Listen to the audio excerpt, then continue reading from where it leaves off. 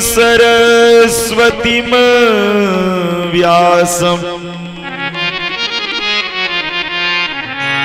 ततो जयो मुदीरयेत्। हे कृष्ण गोविंद हरे मुरारे,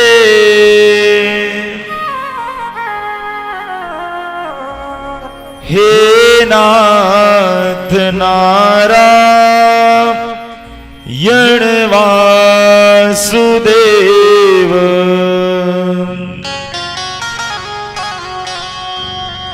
हे कृष्ण गोविंद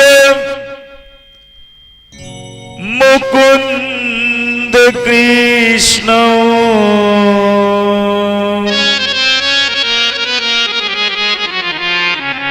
हे नाथ नारायण वासुदेव। हे नाथ नारायण वासुदेव।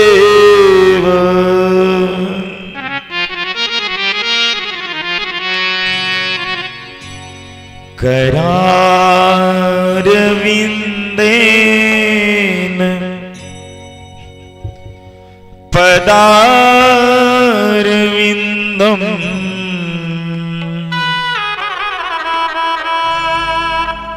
मुखारविंदेन विनिवेशयन्तम्। वटस्य पत्रस्य पुटे शयानम्।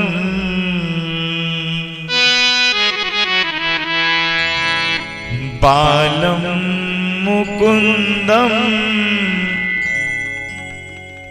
मनसा स्मरामि।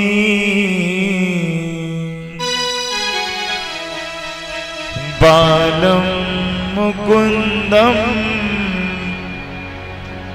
मनसा स्मरामि।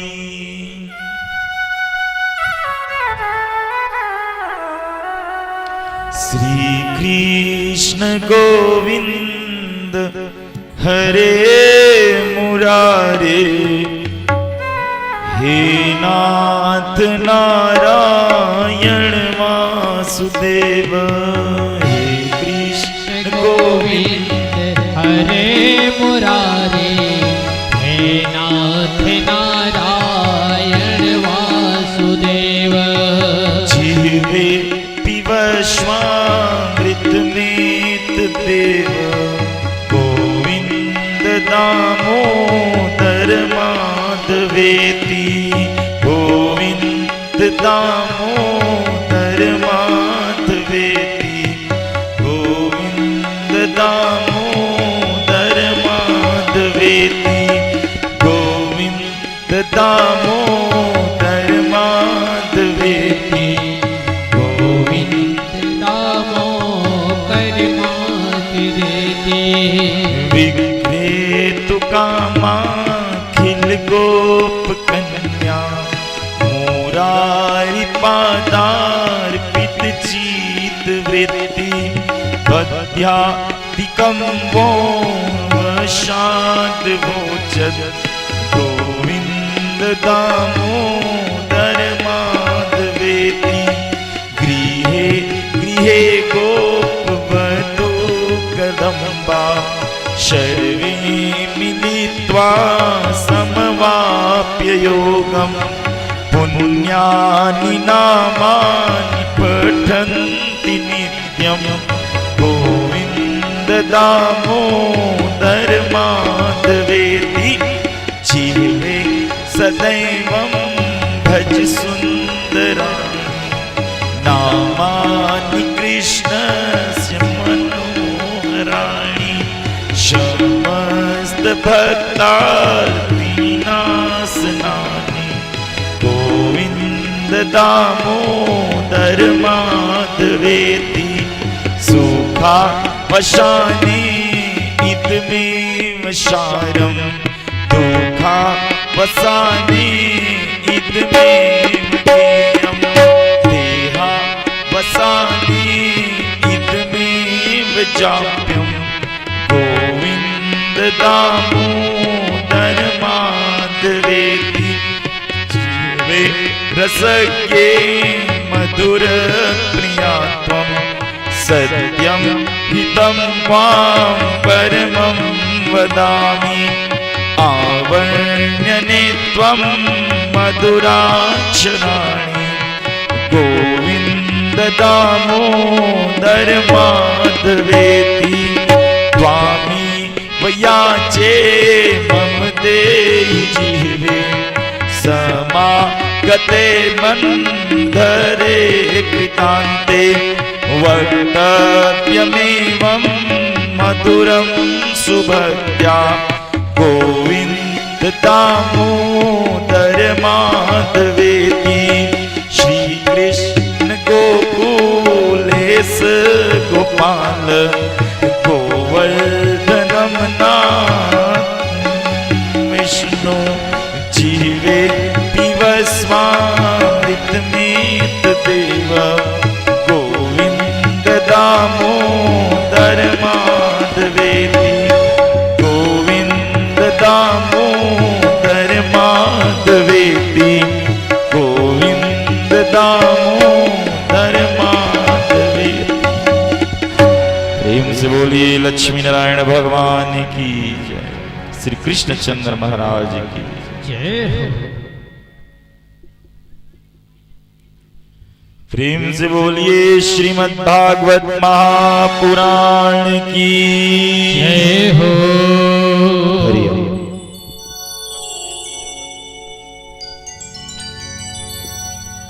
थोड़ा सा बेस देखिए।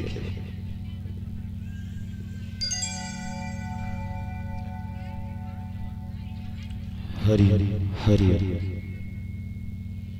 भैया थोड़ा बेस को दीजिए, हल्का सा बेस। हाँ हरि हरि हरि हरि हर बात को तुम भूलो भले, माँ बाप को मत भूलना, उपकार उनके लाखों हैं, इस राज को मत भूलना। हो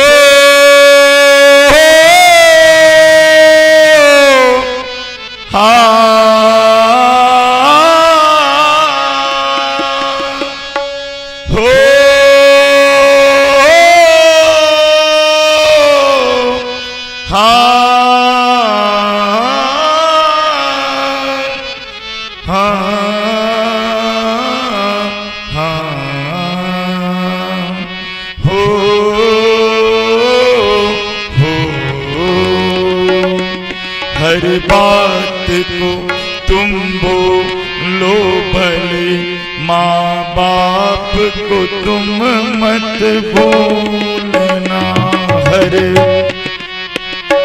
हर बात को तुम भूलो भले, माँ बाप को मत भूलना। हर बात को मत भूलना, मन बाप को मत भूलना। उपकार उनके लाखों हैं, इस राज को मत भूलना। उपकार उनको लाखों है, उपकार को मत भूलना। हर बात को तुम भूलो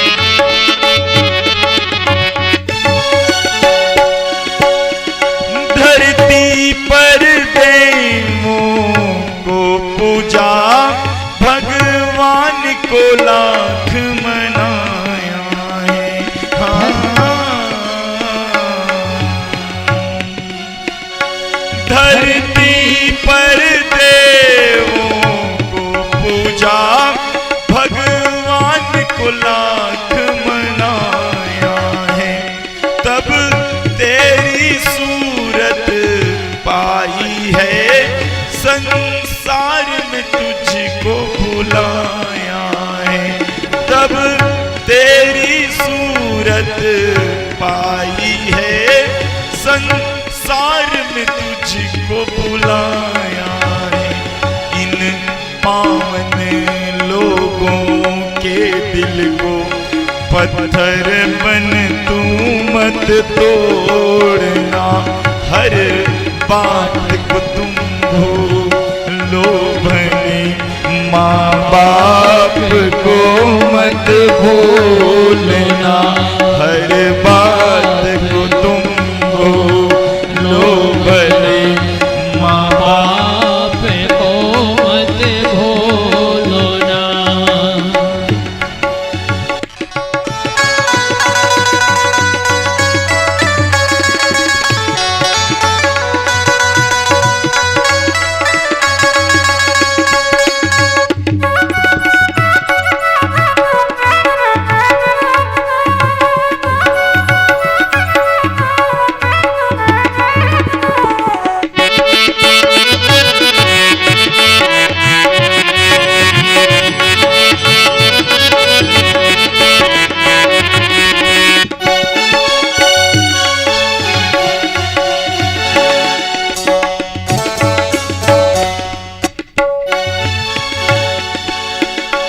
चाहे लाख कमाई धन दौलत, ये बंगला कोठी बनाई है।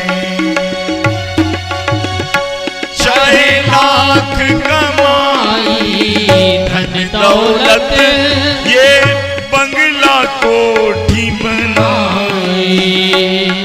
चाहे लाख कमाई धन दौलत, ये बंगला कोठी बनाई।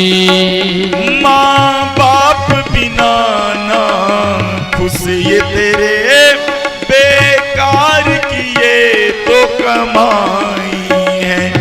माँ बाप बिना ना खुश है तेरे, बेकार किए तो कमाई है।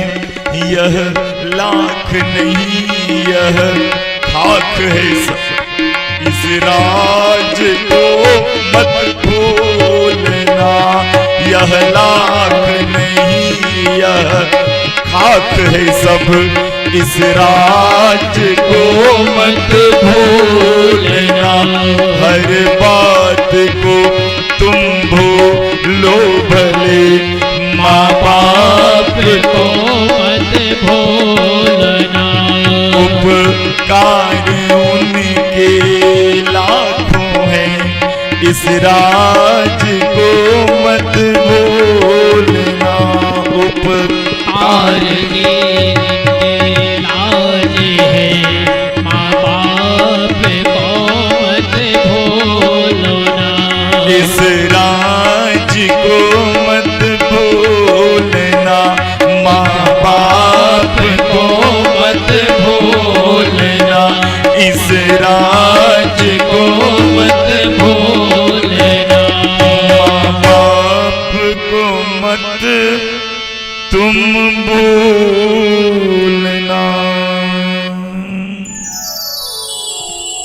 प्रेम से बोलिए श्रीमद् भागवत महापुराण की जय हो। श्री कृष्णचंद्र भगवान की जय हो। आइए सज्जन वृंद, धन्य ऐसी पावनमयी कथा भागवत जी की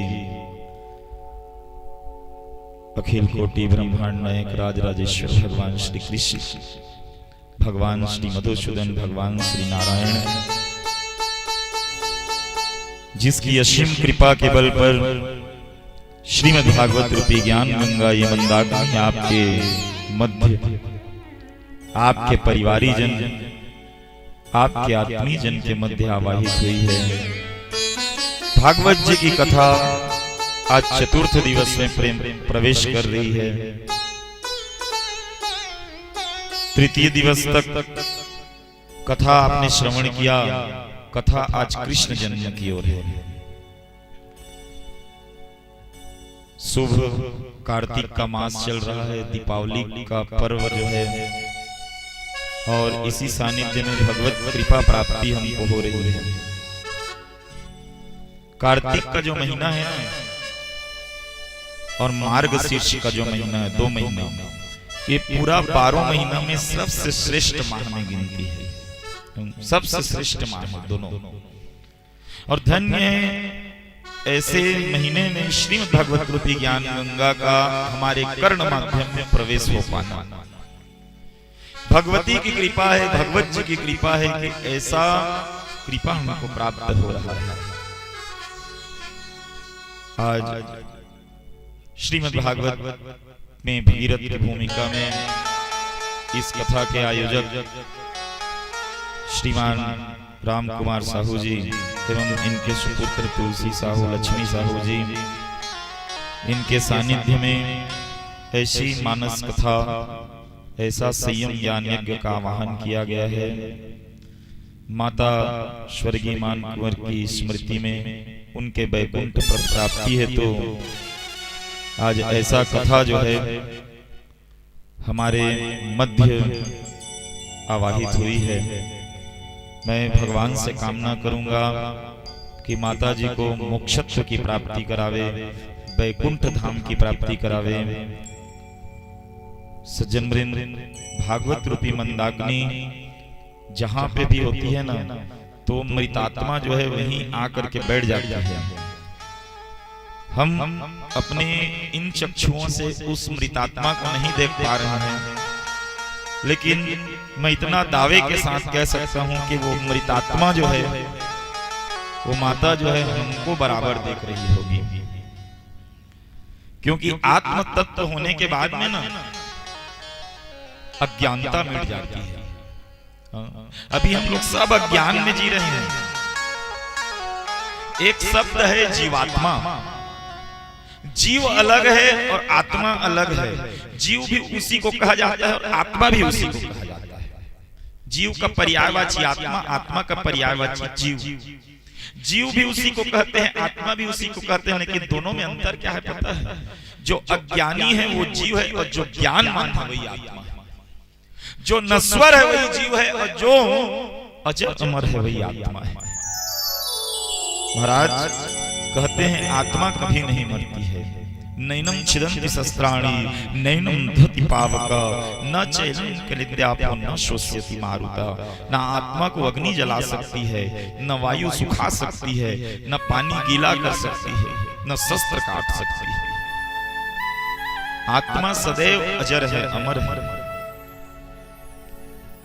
और जिस दिन इस आत्म तत्व का पहचान हो गया ना, जिस दिन हमने इस आत्म तत्व को जान लिया, समझ लीजिए परमात्मा को मिलते देरी नहीं है, परमात्मा को जानते देरी नहीं। हम लोग तो सब अभी जो है अज्ञानता में जी रहे हैं। पूरब की कमाई तूने पश्चिम में बैठ खाई है, आगरे की खेप तूने कहीं ना चलाई है। दिल्ली के दलालों ने सौदा बिगाड़ दी ना, पटियाले की पेट में जगहधारी जगह न तो पाई है। पूरब की कमाई हमने पश्चिम में बैठ खाई है। हम अभी जितना कमाई खा रहे हैं पूर्व जन्म की कमाई। पूर्व जन्म कहने का अर्थ है अभी हमारे दादा परदादा लोग ना छोड़ के गए हैं जो सामान, उसी को हम लोग खा रहे हैं। हमारा कुछ नहीं है, जो दादा परदादा लोग छोड़ के चले गए ना, उसी में हम लोग जीवन जी रहे हैं, है ना। अर्थात कल का खाना हम आज खा रहे हैं, कल का खाना आज खाने वालों को बासी खाना कहते हैं। पूरब की कमाई तूने पश्चिम में बैठ खाई है, आगरे की खेप तूने कहीं ना चलाई है। आगे के बारे में तो हम लोग सोच ही नहीं रहे हैं, आगे क्या होगा। दिल्ली के दलालों ने सौदा बिगाड़ दी ना। इस दिल में 5 दलाल बैठे हैं, काम क्रोध लोभ मद मोह। ये 5 ने हमारा पूरा सिस्टम हिला दिया है। ये 5 दलाल बैठे हैं इस दिल में। दिल्ली के दलालों ने सौदा बिगाड़ दी ना, पटियाले की पेट में जगहधारी जगह न तो पाई है।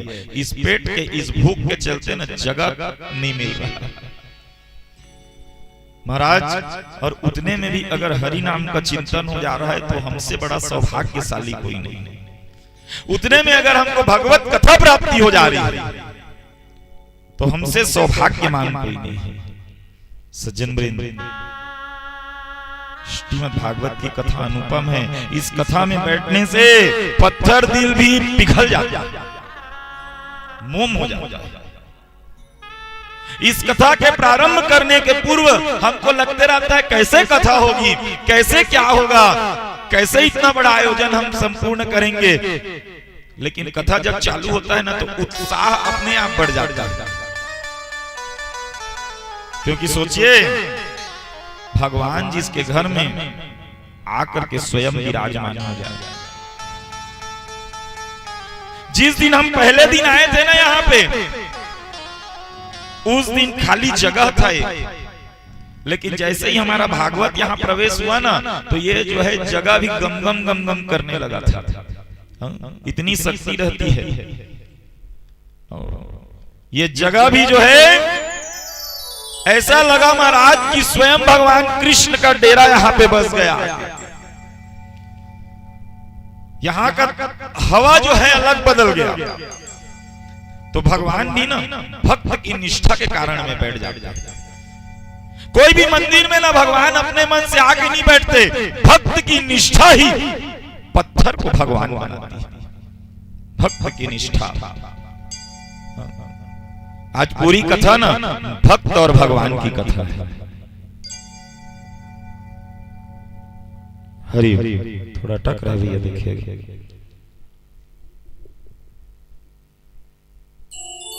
आज की पूरी कथा भक्त और भगवान की कथा है। एक कथा जो मैं लेकर चलूंगा भगवान के नाम पर, एक कथा षष्ठम स्कंद से चलेगा भगवान के नाम पर, एक कथा चलेगा सप्तम स्कंद से कण कण पे भगवान पर, एक कथा लूंगा मैं अष्टम स्कंद से भगवान के ध्यान पर। और इसी को लेकर ना हम भगवान की कृष्ण जन्म कराएंगे। समय तो नहीं है, थोड़ी थोड़ी कथा जो है लेते हुए हम लोग कृष्ण जन्म करेंगे, क्योंकि कथा हमारी पीछे छूट गई है बहुत। हम लोग तो बहुत आगे निकल जाना था, लेकिन हम लोग पीछे रह गए। अब मेरी कथा जो है भारी स्लो चलती है। हम भैया लोग तो जान ही रहे हैं, महाराज पता नहीं कृष्ण जन्म तक पहुंचा पाई, मोला खुद ऊपर भरोसा नहीं है मैं कृष्ण जन्म तक पहुंचा सकूं। मोला खुद के ऊपर विश्वास नहीं है। 4-13 होते कृष्ण जन्म तक मोर कथा जाही नहीं जाही ते कर, लेकिन करने छे भले 5 मिनट में करी। भगवान कृष्ण का प्रागट्य, क्योंकि ना 7 दिवस के कथा का ना भैया 7 भाव है। आद्य हिरण्याक्ष वध हो, पहली दिवस की कथा ना हिरण्याक्ष वध तक चलती है। ये भागवत का मूल है। हिरण्याक्ष वध कहने का अर्थ है हिरण्य मतलब सोना, अक्ष मतलब आंख। जिसके आंख में सोना सोना दिखे, लोभी लोभ दिखे, तो पहले दिवस की कथा कहती है लोभ को मारिए। जब तक लोभ नहीं मरेगा तब तक कथा में प्रवेश नहीं कर पाएंगे। दूसरी दिवस की कथा चलेगी जड़ भरत चरित्र। भरत जैसे मोह में पड़ के अपने हिरण्य योनि पे प्राप्त किया, वैसे ही मोह में मत पड़िए। मोह करिए, आदमी संसार से मोह करता है, व्यापार से मोह करता है, कोई पुत्र से, कोई पत्नी से, कोई पिता से, कोई माता से करिए, लेकिन याद रखिए ऐसा मोह बिल्कुल ना करिए जो मोह आपको ईश्वर से भी ले जाए, जो मोह इस जीव की दुर्गति कर देवे। राजा भरत ना हिरन हिरन हिरन हिरन करते प्राण त्याग दिया, और अंत में दूसरे जन्म में भी हिरण हुआ। हाँ, इसलिए कभी भी कहीं मोह में ना पड़े। हाँ, हम लोग तो भारी मोह में पड़ जाते हैं। एक जगह गजब बात हो गया महाराज, तेरी ही खाए पुलिस मोला। तो तेरी में मैं पूछ पाने जी कौन खत्म हुए तोर, तो मोर घर के कुकुर खत्म हुए। और तेरी खाए बने होता बाज के मैं पूछ पा रहे था कौन खत्म हुए तोर घर में कही के, तो का करिए महाराज मोर कुकुर खत्म हो गए गिर के। तेकरे तेरी खाए तू ना न्योता दे मान के बता देता नहीं पहुंच जा रहे। तो कई लोग क्या करते हैं, इतना मोह कर लेते हैं, और यही मोह के कारण जो है इस जीव की दुर्गति हो जाती है। ऐसा मोह नहीं करना जो जीव की दुर्गति कर दे। तीसरा दिवस का चलता है समुद्र मंथन, अर्थात मन का मंथन। जब तक मन को नहीं मथोगे ना, तब तक भगवान कृष्ण नहीं मिलेंगे। इसीलिए इस मन को मथना जरूरी है। चौथा दिवस का कथा चलता है, मन को मथते हैं तो कृष्ण का प्रागट्य होता है। कृष्ण प्रागट्य तो हो गया, लेकिन आदि शक्ति के बिना भी भगवान अधूरे हैं। इसीलिए आदि शक्ति को साथ में लेकर चलना चाहिए। जैसे तुलसी भैया अपनी आदि शक्ति को लेकर बैठा है यहाँ पे कथा सुनने। अकेला नहीं कथा सुनना चाहिए। आदि शक्ति को साथ में लेकर चलते हैं भगवान। और हम लोग जितने लोग हैं ना, ये सब हम लोग स्त्री रूपी जीव। जो पुरुष लोग हैं वो लोग भी स्त्री रूपी जीव। ऐसा अध्यात्म ज्ञान कहता है। हम लोग सब स्त्री रूपी जीव हैं, और एक दिन ये सब स्त्री रूपी जीव एक दिन उस पुरुष रूपी जीव में जाकर के, उस पुरुष रूपी परमात्मा में जाकर के मिल जाएंगे। हम लोग सब स्त्री रूपी जीव हैं, तो भगवान भी अधूरे हैं किसके बिना? आदि शक्ति के बिना। इसीलिए कल की कथा रुक्मणी विवाह, पांचम दिवस की कथा रुक्मणी विवाह, षष्ठम दिवस की कथा सुदामा चरित्र। भगवान का एक समान व्यवहार सबके प्रति, अमीर हो गरीब हो, निर्धन हो धनी हो, कोई। और जिस दिन हमने भी सबके प्रति समान व्यवहार रखना शुरू किया, उस दिन इस जीव का मोक्ष हो जाएगा। तो आइए सज्जन वृंद, कथा को लेकर के चलते हैं नरक वर्णन की ओर। सुखदेव जी महाराज से आज परीक्षित ने पूछा, कहा महाराज ये बताइए, हमने तो नरक के बारे में सुना है, क्या ये नरक सत्य में होता है? तो सुखदेव जी महाराज नरक की बातें बताने लगे। त्रिगुणात् कर्तु श्रद्धया कर्मगतयः पृथक विधा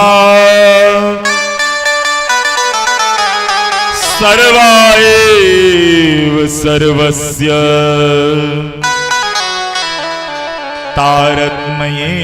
तारतम्येन भवन्ति। क्या सुन प्यारे, इस संसार में जो जैसा कर्म करता है उसको उस प्रकार का फल मिलता है। जो जैसा कर्म, कुकर्म और विकर्म तीन प्रकार का होता है। जो कर्म करता है ना, जो अच्छा कर्म करता है अच्छी जगह जाता है, स्वर्ग जाता है। जो बुरा कर्म करता है वो नरक की आत्मा झेलता है। तो ऐसे तो 21 प्रकार के 28 प्रकार के नरक हैं। तो मैं एक दो नरक को बता करके नरक से बचने का उपाय में चलता हूँ कथा को लेकर। एक नरक, कौन सा नरक? एक महाराज कुंभी पाक नाम का नरक है। जो इस कुंभी पाक के नरक में वो जाता है जो नित्य प्रतिदिन पशु पक्षियों का भक्षण करता है, जो उनको मारता है, खाता है। तो प्रयास करिए शाकाहारी बनने का, नहीं तो यहाँ पे नरक में जगह दिया जाता है महाराज। और जैसे तेल का कढ़ाई लाया जाता है, उसी तेल के कढ़ाई में जीव को महाराज वहां पे खौला जाता है। तो जीवन में यहां से बचिए, नहीं तो फिर इस नरक की आत्मा सबसे कष्टदायी आत्मा होती है। एक नरक है महाराज कालसूत्र नाम का नरक। इस नरक में वो जाता है जो नित्य प्रतिदिन माता पिता को आंख दिखाता हो, जो गुरु का अपमान करता हो, जो ब्राह्मण का अपमान करता हो, जो देववाणी का अपमान करता हो, जो भागवत का अपमान करता हो, वो इस कालसूत्र के नरक में जाता है। और अग्नि के समान प्रज्वलित करके बड़ा सा एक गोला उस जीव के ऊपर में गिराया जाता है महाराज। इसलिए इस नरक में कालसूत्र नाम करके नरक है। जो किसी का अपमान करता है ना, वो इस नरक में जाता है महाराज। एक नरक दंशन नाम का नरक, जो ब्राह्मण के धन का हरण करता हो, जो परिजनों के धन का हरण करता हो, जो परिजन के भूमियों को हरण करता हो, जो परिजन के संपत्ति को हरण करता हो, जो नजर लगाता हो, वो इस महाराज अंटक नाम के नरक में जाता है।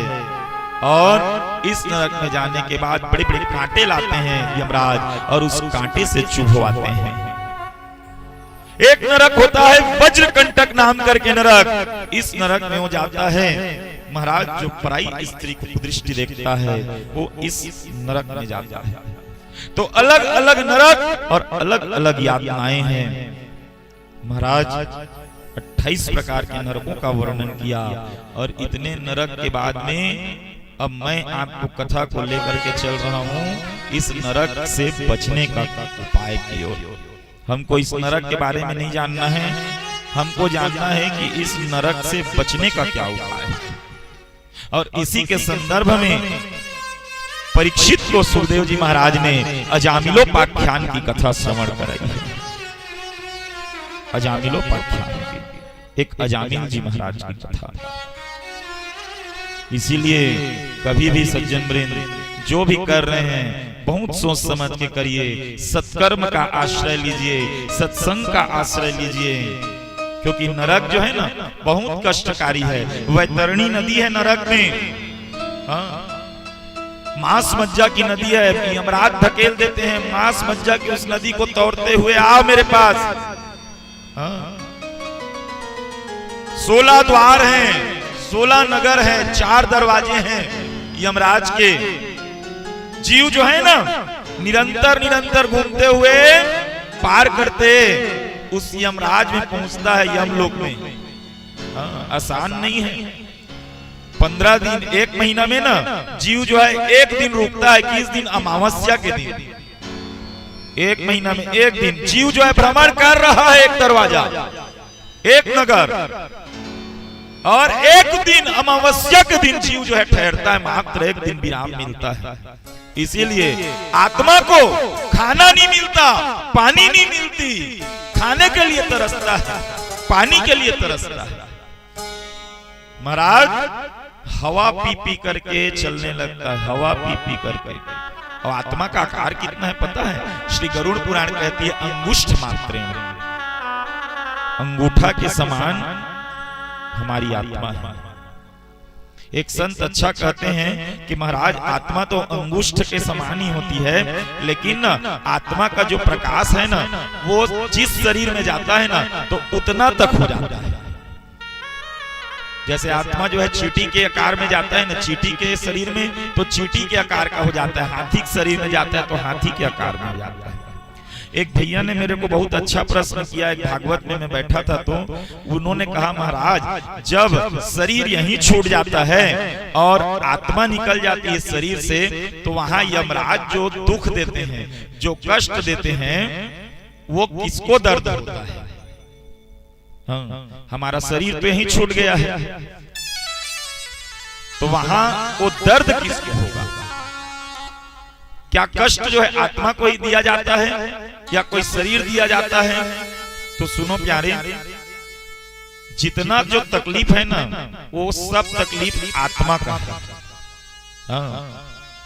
मतलब अगर आपको अभी कोई सुई चुभाए ना तो दर्द होगा, क्योंकि आत्मा जो है आपके शरीर में है तो, और वही आत्मा निकल गई है तो सुई चुभाने में कोई दर्द का एहसास नहीं होगा। कहने का अर्थ है कि शरीर जो है दर्द सहन नहीं करता, शरीर को दर्द नहीं होता, बल्कि वही आत्म तत्व जो हमारे भीतर में है उसी को दर्द होता है। जितना सुख दुख और जितना दर्द का अनुभव है ना वो आत्म तत्व को ही होता है। इस शरीर से भी अगला शरीर बदलेगा ना तो भी वो आत्मा को ही दुख मिलेगा, आत्मा को ही तकलीफ मिलेगा। तो कहने का अर्थ है भैया इस आत्म तत्व कर्मों की गति को संभालिए। हम ईश्वर तो हमको पग पग पर समझाता है, वो पग पग पर समझाते पर हम फिर भी समझ न पाते ये कैसा दोष हमारा, हम गलती करते जाते। भगवान जो है ना गरुड़ पुराण के जरिए हमको समझाता है कि ऐसा मत करो, गीता के जरिए हमको समझाता है ऐसा मत करो, भागवत के जरिए समझाता है गलत राह पे मत चलो, गलत कदम में मत जाओ, लेकिन हम लोग फिर भी गलती करते जाते हैं। क्या करेंगे, मानव शरीर है। इसीलिए तो सत्संग का आश्रय बनाया, इसीलिए तो राम नाम की महिमा बताया। और उसके पास में ना भैया सबका खाता है। एक चींटी भी अगर आप पैर से कुचला रही है ना तो उसका भी हिसाब हो रखता है। दिन भर 10 साक्षी है भगवान के, 10 सीसीटीवी कैमरा हमारे लिए लगा के रखा है भगवान। 10 सीसीटीवी कैमरा लगा है। हम लोग कहते हैं कौन देखा थे हमन के करनीला, भगवान है देखा थे हमन के करनीला। कैसे 10 कैमरा लगा दे। सूर्य सुबह का ड्यूटी लेके 6 बजे ले रात के 6 बजे तक सूर्य की ड्यूटी, तो चंद्रमा ड्यूटी लगा दे थे रात के 6 बजे ले अगले सुबह तक 6 बजे तय रहा। 10 साक्षी है भगवान के, सूर्य, चंद्रमा, धर्म, पृथ्वी, अग्नि, वायु। ऐसे करते करते 10 साक्षी हैं जो नित्य प्रतिदिन हमको देख रहे हैं कि हम लोग क्या कर रहे हैं, क्या उठ रहे हैं, क्या खा रहे हैं, क्या पी रहे हैं, सब। इसीलिए कहते हैं मेरे दाता के दरबार में सब लोगों का खाता, मेरे दाता के दरबार में सब लोगों का खाता। अरे जो कोई जैसा करनी करता, अरे जो कोई जैसा करनी करता, अरे वैसे ही फल पाता। मेरे दाता के दरबार में सब लोगों का खाता, मेरे दाता के दरबार में सब लोगों का खाता। मेरे दाता के दरबार में सब लोगों का खाता, मेरे दाता के दरबार में सब लोगों का खाता, मेरे दाता के दरबार में सब लोगों का खाता, मेरे दाता के दरबार में सब लोगों का खाता। अरे जो कोई जैसा करनी करता, अरे जो कोई जैसा करनी करता वैसा ही फल पाता। मेरे दाता के दरबार में सब लोगों का खाता, मेरे दाता के दरबार में सब लोगों का खाता। जो जैसा करनी करता है ना भैया वैसे ही फल पाता है। तो आइए हम चलते हैं किधर, इस नरक से बचने के उपाय की तरफ। हाँ, तो सुखदेव जी महाराज परीक्षित को कथा श्रवण कराने लगे। कान्य कुब्जे द्विज श्रेष्ठ काशिद पतिरजामिल नाम्ना नष्ट सदाचारो दास्या संसर्ग दूषितः।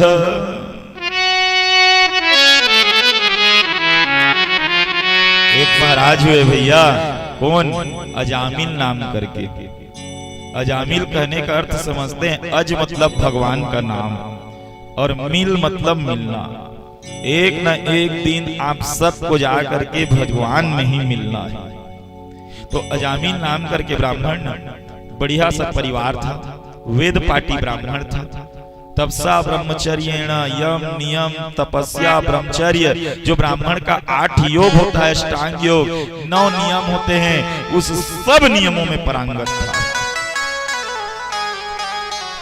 बढ़िया चल रहा था जीवन, पूजा पाठ बढ़िया था।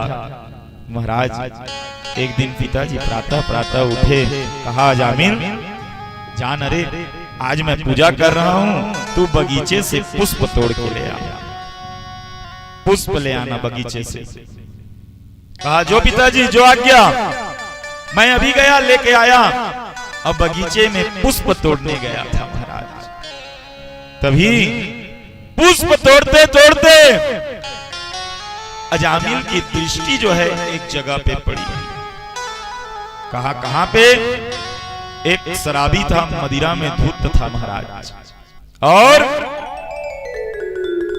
उसी के गोद में एक गणिका वैश्या जो है बैठी हुई थी, और शराबी जो है गणिका के प्रेम में, प्रेम प्रसंगों में डूबा हुआ था।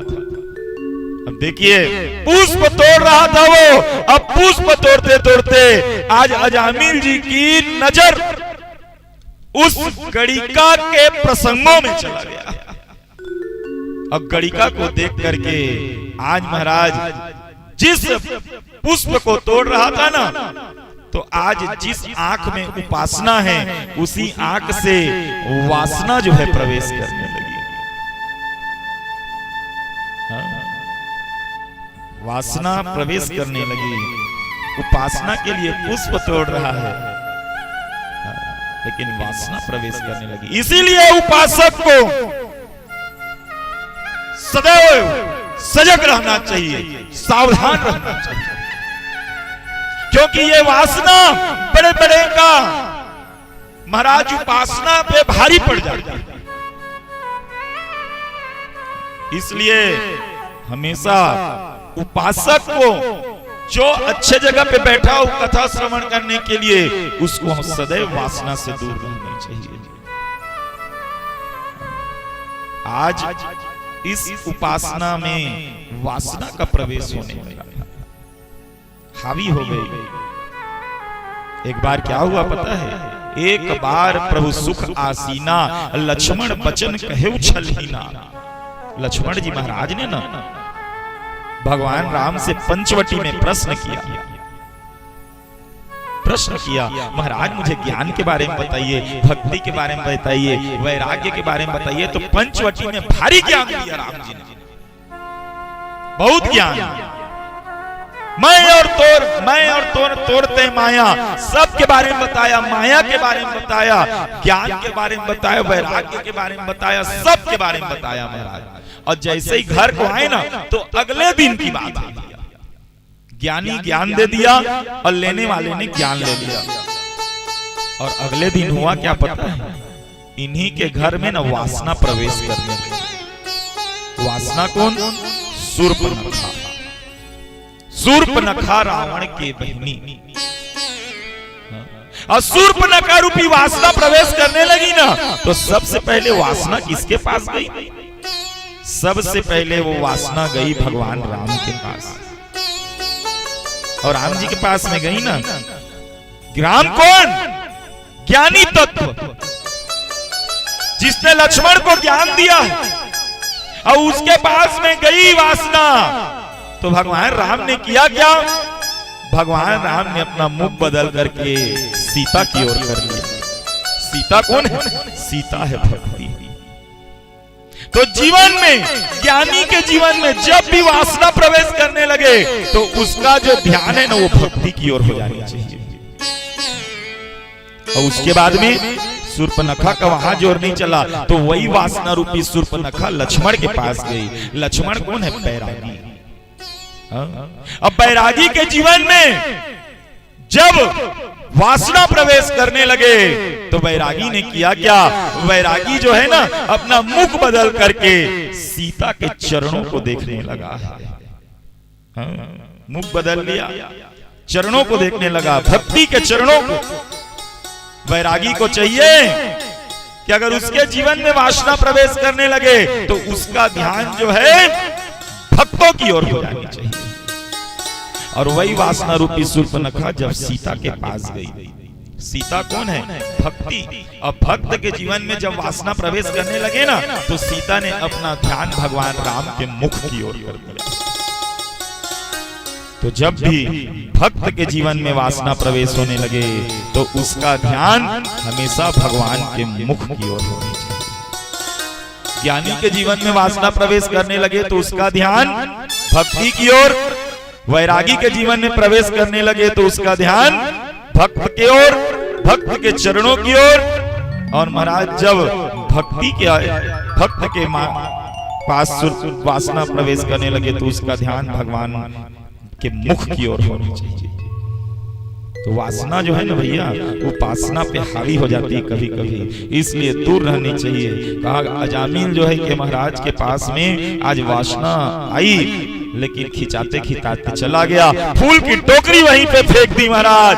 और इधर गणिका जो है के पास में गया, शराबी तो धुत हो गया, नशे में मूर्छित हो गया। और आगे चल करके महाराज गणिका के साथ में प्रेम प्रसंगों में अजामिल जी महाराज डूबने लगे।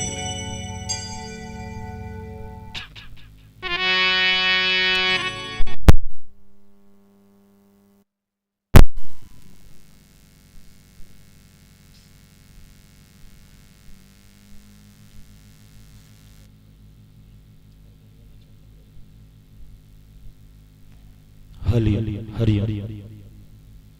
हरि हरि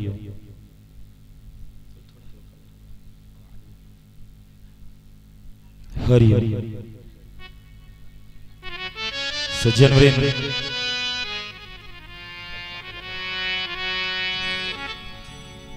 तो हुआ क्या, अजामिल जी महाराज जो है खिंचाते हुए चले गए, प्रेम प्रसंगों में डूबने लगे।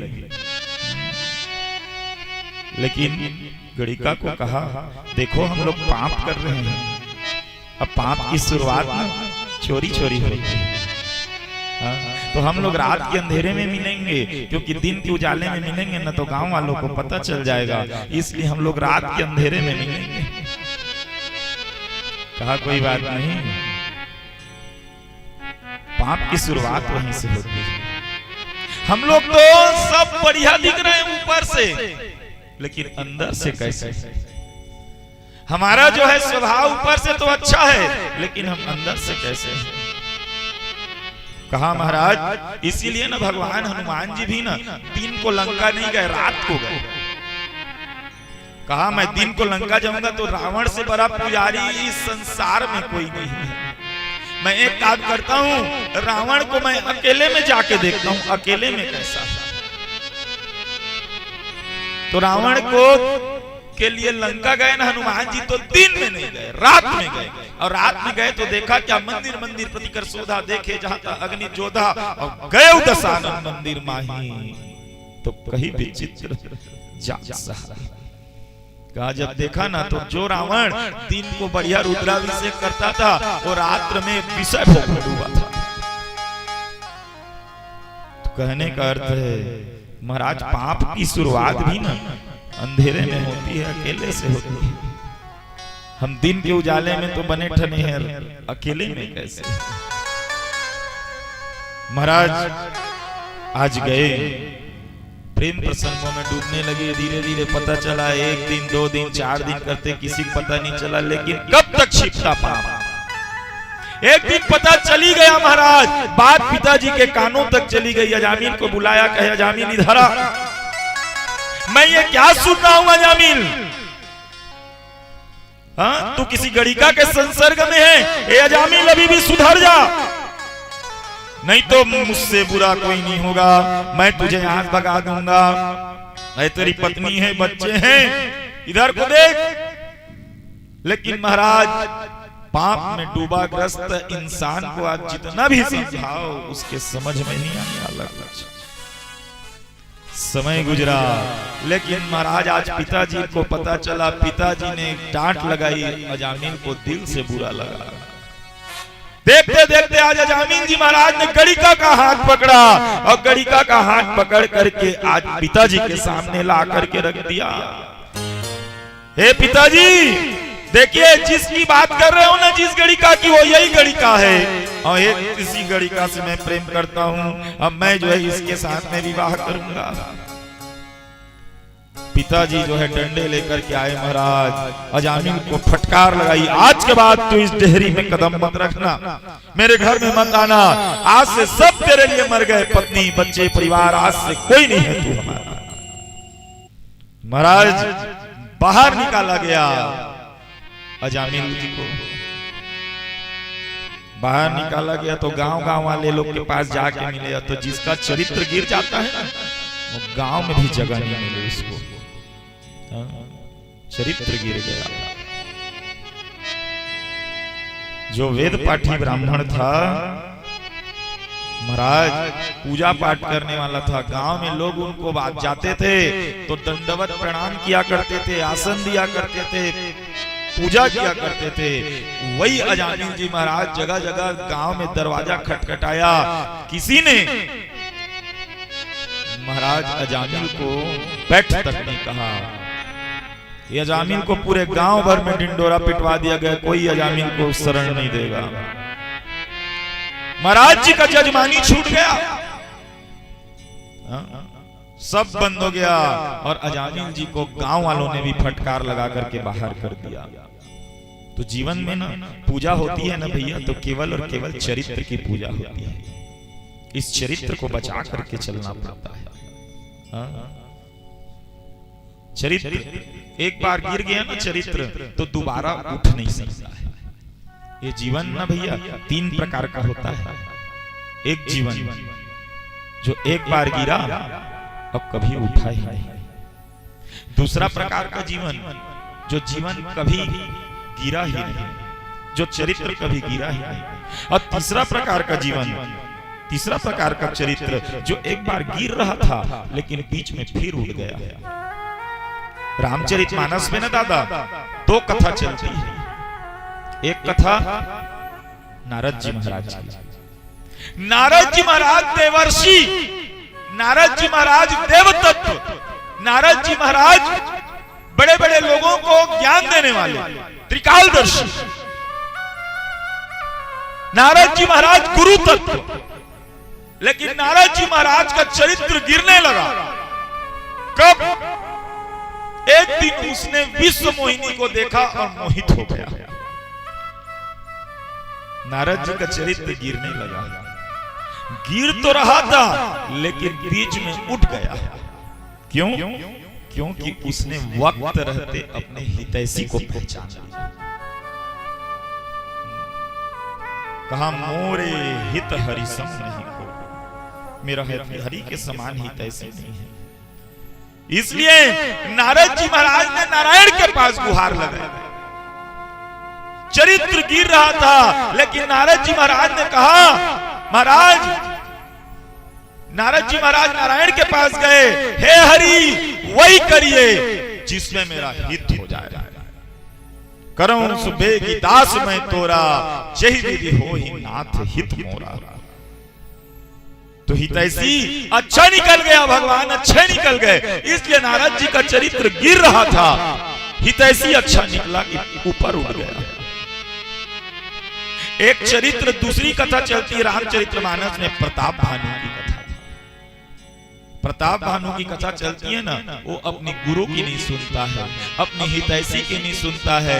चरित्र गिर गया महाराज, ब्राह्मणों का श्राप लग जाता है। हो निशाचर जाओ तुम मूढ़ सहित परिवार। एक बार चरित्र गिरा राजा का तो दोबारा उठा नहीं। ये दूसरा चरित्र है। इसीलिए जीवन में इस चरित्र के महत्व को समझिए, जीवन में इस जीवन के महत्व को समझिए। इस जीवन को मत गिराइए, इस जीवन को मत गिराइए।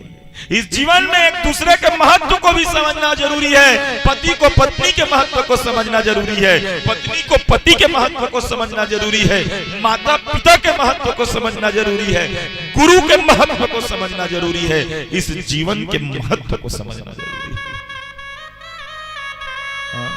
हमें एक दूसरे के महत्व को समझना जरूरी है।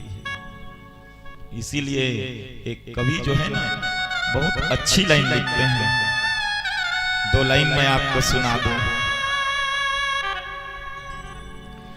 जी रहीम उत्तम प्रकृत, का करी करत कुसंग।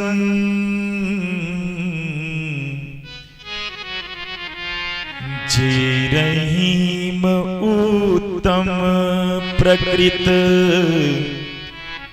का करी करत कुसंग। चंदन विष व्यापत नहीं, लपटे रहत भुजंग। रहीमा लपटे रहत भुजंग, लपटे रहत भुजंग। रहीमा लपटे रहत भुजंग। जे रहीम उत्तम प्रकृत, का करी करत कुसंग। जे रहीम उत्तम प्रकृत, का करी करत कुसंग। चंदन विष व्यापत नहीं,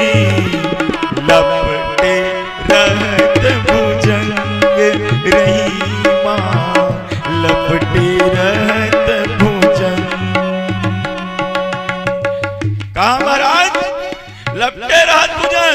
ये सांप जो है ना किसमें लिपटा रहता है? चंदन के वृक्ष में। और लेकिन चंदन के वृक्ष में लिपटा हुआ वो सांप ना चंदन के वृक्ष के महत्व को नहीं समझ पाता। एक चीज देखिए, और सांप जहर छोड़ता है लेकिन चंदन अपना खुशबू देना नहीं छोड़ता। चंदन अपना खुशबू देना नहीं छोड़ता। अच्छा, चंदन का पेड़ देखें, चंदन का वृक्ष कितना महंगा आता है। चंदन लाखों रुपया का कीमत है चंदन का, चंदन की लकड़ी का। लेकिन वही चंदन के लकड़ी को वो भिलनी जंगल में भिलने वाली उसी चंदन की लकड़ी को चूल्हे में डालती है। जो चंदन की लकड़ी आपके लिए लाखों रुपये का है, वही चंदन की लकड़ी वो भिलनी के लिए 2 रुपये का नहीं है। क्यों? क्योंकि वो भिलनी उस चंदन के लकड़ी के महत्व को नहीं जानती। इसीलिए कहते हैं रहीमदास जी आगे,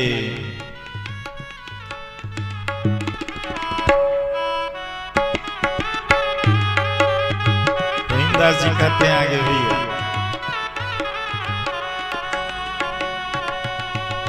अति परिचय से होते हैं अति अनादर भाव, अति परिचय से होते हैं अति अनादर भाव, मलिया गिरी की बिलनी चंदन देत जराव, रहीमा चंदन देत जराव।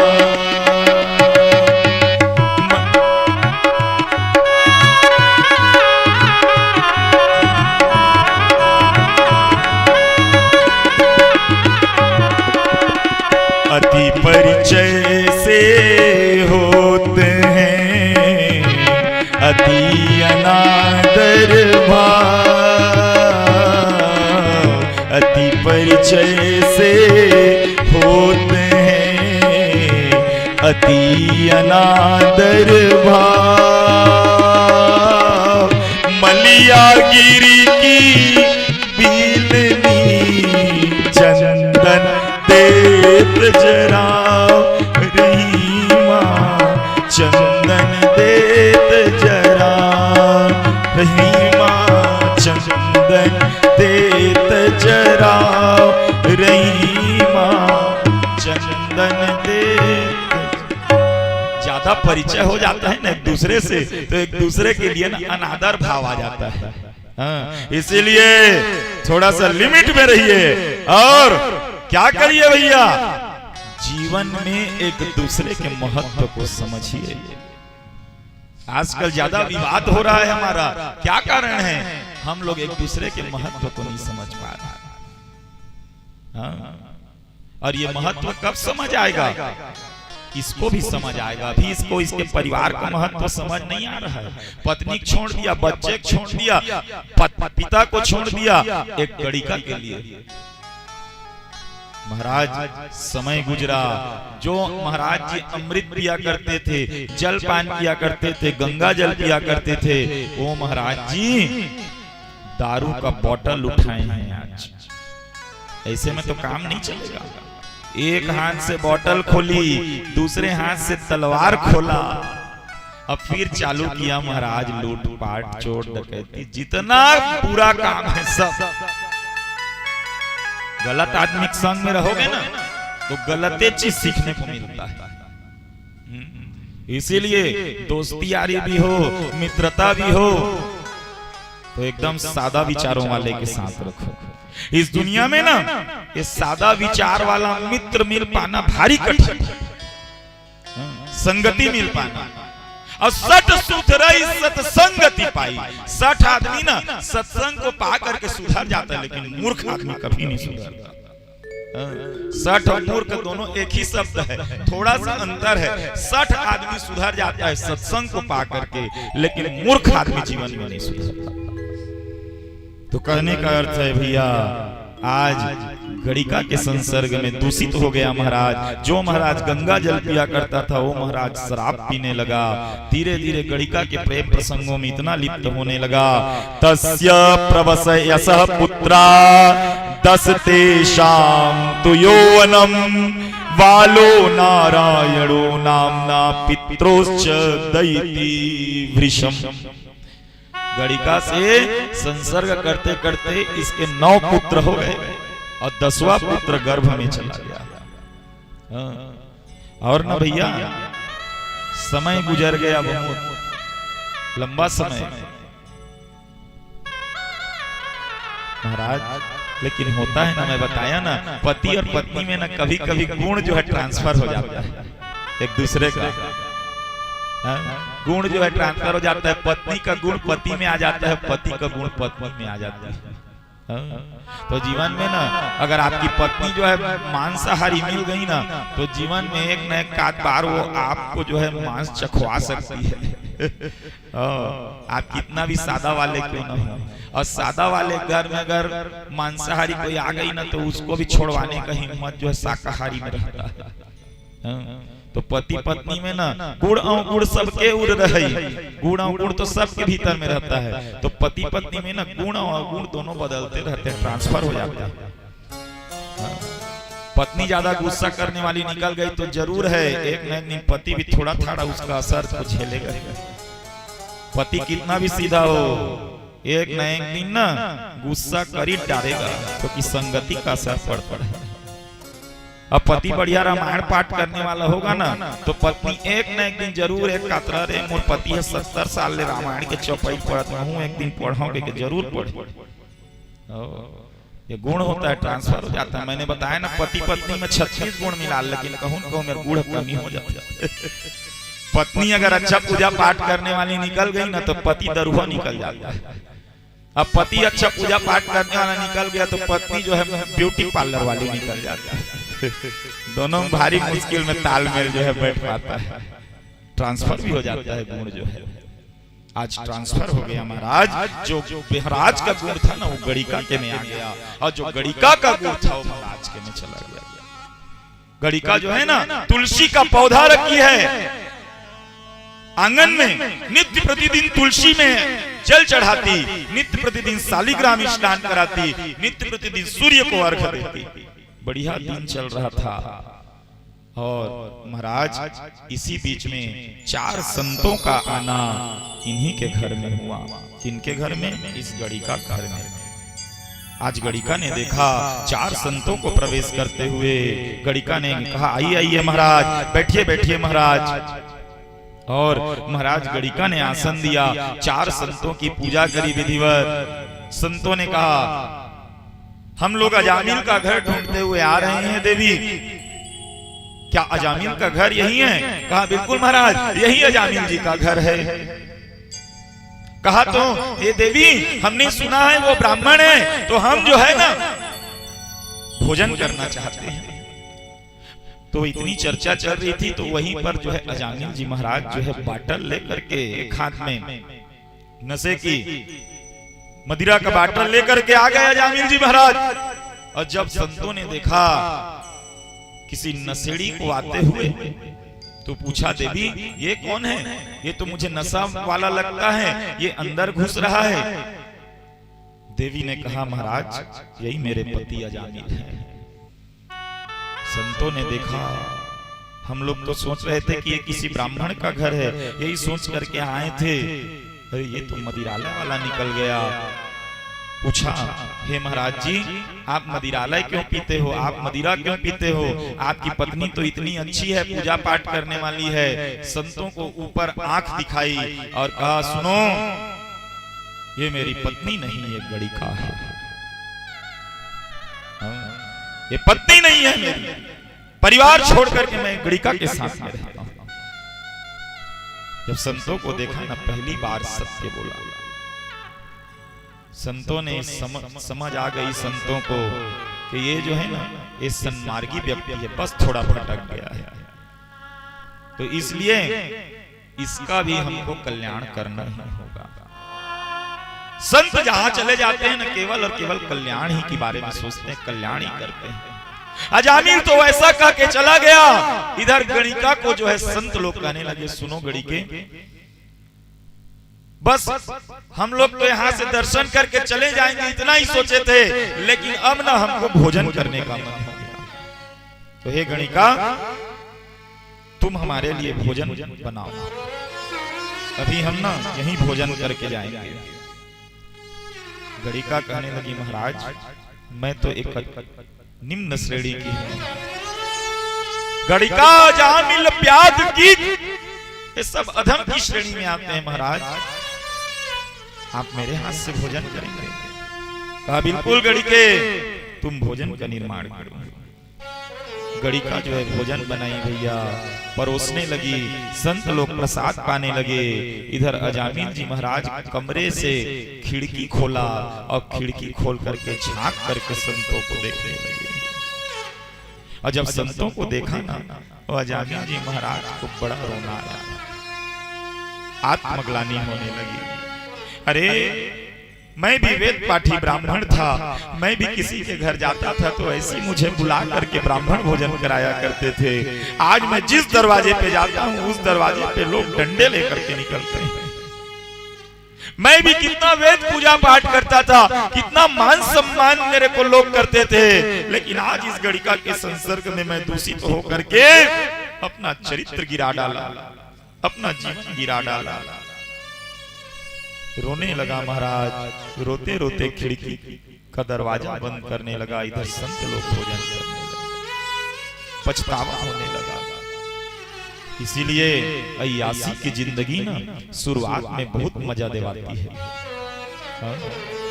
एक कवि लिखते हैं, अय्यासी की जिंदगी शुरुआत में बहुत आनंद दिलाती है, बहुत मजे कराती है, लेकिन एक दिन हमको वहां पे लाके छोड़ देती है जहां अपने तो अपने पराये भी हमारा साथ छोड़ देते हैं, पराये भी हमारा साथ नहीं देते। हाँ, इस जीवन में कोई कृपा कर नहीं सकता है ईश्वर के सिवा। सब लोग दया कर सकते हैं, लेकिन दया को प्राप्त करने के लिए भी कर्म को महान बनाना पड़ता है, नहीं तो लोग दया को भी भीख समझ के देते हैं, भीख समझ के। अय्यासी की जिंदगी ना शुरुआत में बहुत आनंद देवाती भैया, लेकिन एक दिन जब पछतावा का समय आता है ना, तो उस समय आंसू बहाने के सिवाय हमारे पास में कोई रास्ता नहीं होता। आज रोने लगा। संतों ने भोजन किया महाराज, भोजन करके जाने लगे। गणिका को बुलाया, गणिके तूने भोजन करा के हमको बहुत संतुष्ट किया है, एक काम करेगी? हाँ बताइए महाराज, कौन सा काम? हे गणिके, बस हमारा एक कहना मान लेना। कहा कौन सा महाराज? तुम ना गर्भ से, इसलिए हे गणिके तुम ना गर्भ से हो ना, तो आने वाले समय में तुम्हारे गर्भ से एक पुत्र का जन्म होगा, तुम्हारा 10वां पुत्र आएगा। हे गणिके, बस हमारा एक कहना मान लेना, तुम इस पुत्र का नाम नारायण रखना। बालो नारायण नामना पितृश्चोदेतो भृशं, इस पुत्र का नाम नारायण रखना। गणिके, यही पुत्र अजामिल को भवसागर पार कराने वाला होगा, पिता का कल्याण कराने वाला होगा। यही पुत्र नारायण से मिलाने वाला होगा। बस तू एक कहना मान लेना गणिका, भले ही हम लोग हाथ भी जोड़ दे रहे हैं, आशीर्वाद भी दे रहे हैं, इस पुत्र का नाम नारायण रखना। संत कह के चले गए सज्जन, संतों की कृपा मिल गई। हाँ, संत इतना कह के चले गए। आगे एक समय आया और इस गर्भ से 10वां पुत्र जन्म लिया सज्जन ने, और इस पुत्र का नाम नारायण रखा गया। और महाराज इस नारायण पुत्र से ना छोटा सा बढ़ने लगा धीरे धीरे, और इतना प्रेम हो गया अजामिल जी को, उठते नारायण, बैठते नारायण, खाते नारायण, जाते नारायण, गाते नारायण। पुत्र के बिना नहीं रह पा रहे हैं, दिन भर नारायण नारायण नारायण नारायण। पुत्र को जहां देखे सब जगह पे नारायण नारायण पुत्र को बुलाता था। आइए हम भी 2 मिनट सब लोग नारायण नारायण बुला लें। आजकल तो पुत्र का नाम हम लोग चिंटू पिंटू टिंकू पुत्र का नाम रखते हैं का चिंटू पिंटू बबलू डबलू। डबलू मतलब क्या होता है अंग्रेजी में पता है, आवारा लड़का। हमन इसलिए नाम धरत और दक्षिण भारत का तीबर आज भी भगवानेज के नाम में रखते मन नाम ला। दक्षिण भारत वाला पिक्चर के हीरो मन ला देख ली, नागार्जुना चिरंजीवी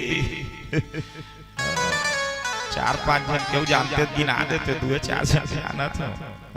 महेश बाबू।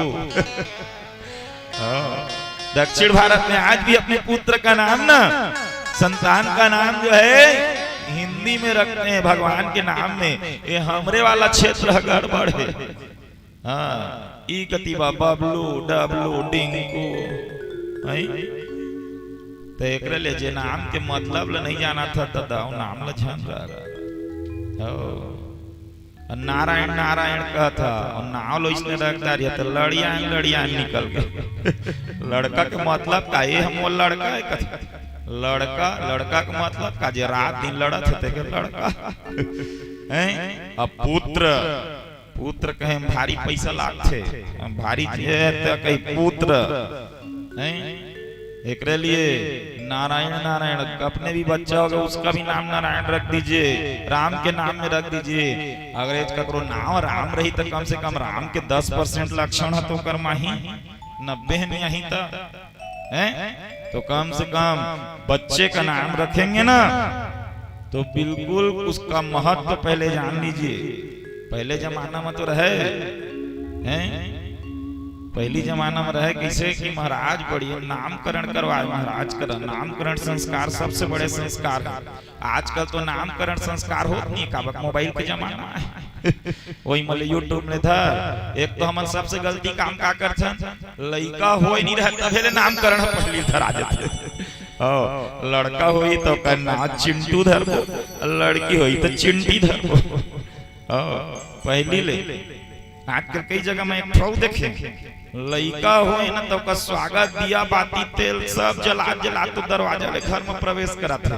देखो भैया सूतक लगा रहता है। सूतक में सब पूजा पाठ दिया मोमबत्ती सब बंद रहता है। आजकल तो ऐसा कल्चर चल रहा है बच्चा हुआ तो आरती वारती चंदन गुलाल सब लगाते हुए आते हैं। अरे छठील कर ले आराम से दिन रात तो करे कि पूजा रुद्राभिषेक रात को कर बढ़िया। छठील करे बाद शुद्ध नहीं है खुद अशुद्ध है और दिया जला रहा है। छठी में होता है ना सूतक, लेकिन क्या करेंगे यही तो विकृति है जो हम लोग को लेके जा रही है। दुख ला कौन पाही तई हम पाबे जे करनी ला हमन करा था ना दुख भी हम। इसीलिए ये सामान्य चीज नहीं होता है नामकरण संस्कार, ये सब एक संस्कार में गिनती है भैया, ऐसी नहीं है। इसीलिए जब भी नाम रखिए बच्चे लोग का तो उस नाम के महत्व को जान लीजिए। तो आइए सज्जन नारायण नारायण का जाप करने लगा। तो हम लोग भी करेंगे किसका नारायण के नाम का जल्दी जल्दी फटाफट। आप लोग भी नारायण नारायण करेंगे ना। हाँ जानदार था कि नहीं नारायण नारायण।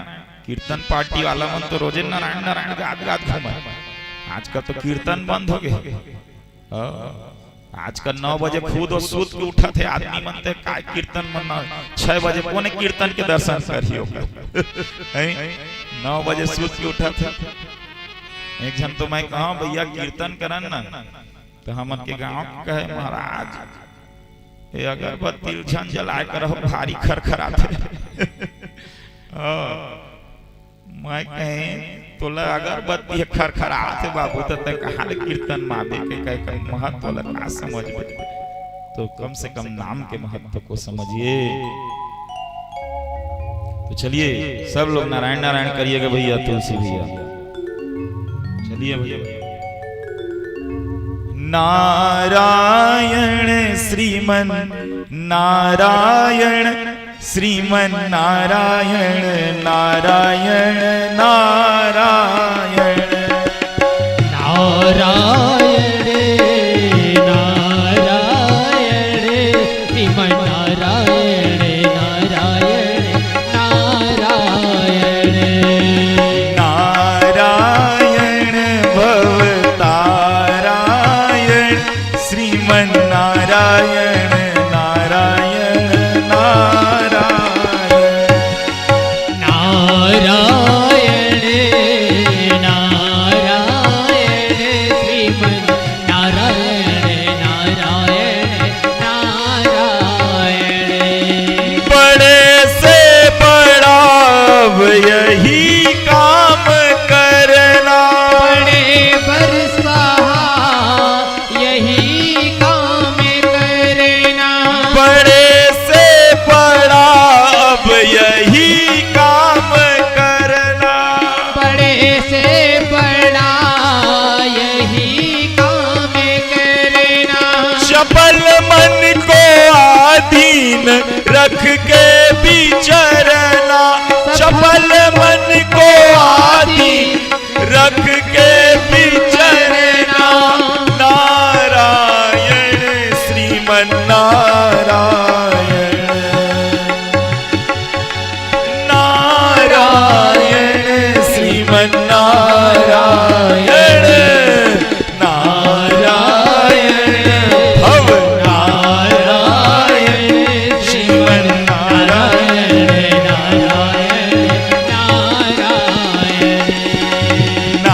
नारायण भव नारायण श्रीमन नारायण मेरे राम मेरे राम मेरे राम मेरे राम मेरे राम मेरे राम मेरे राम मेरे राम मेरे राम मेरे राम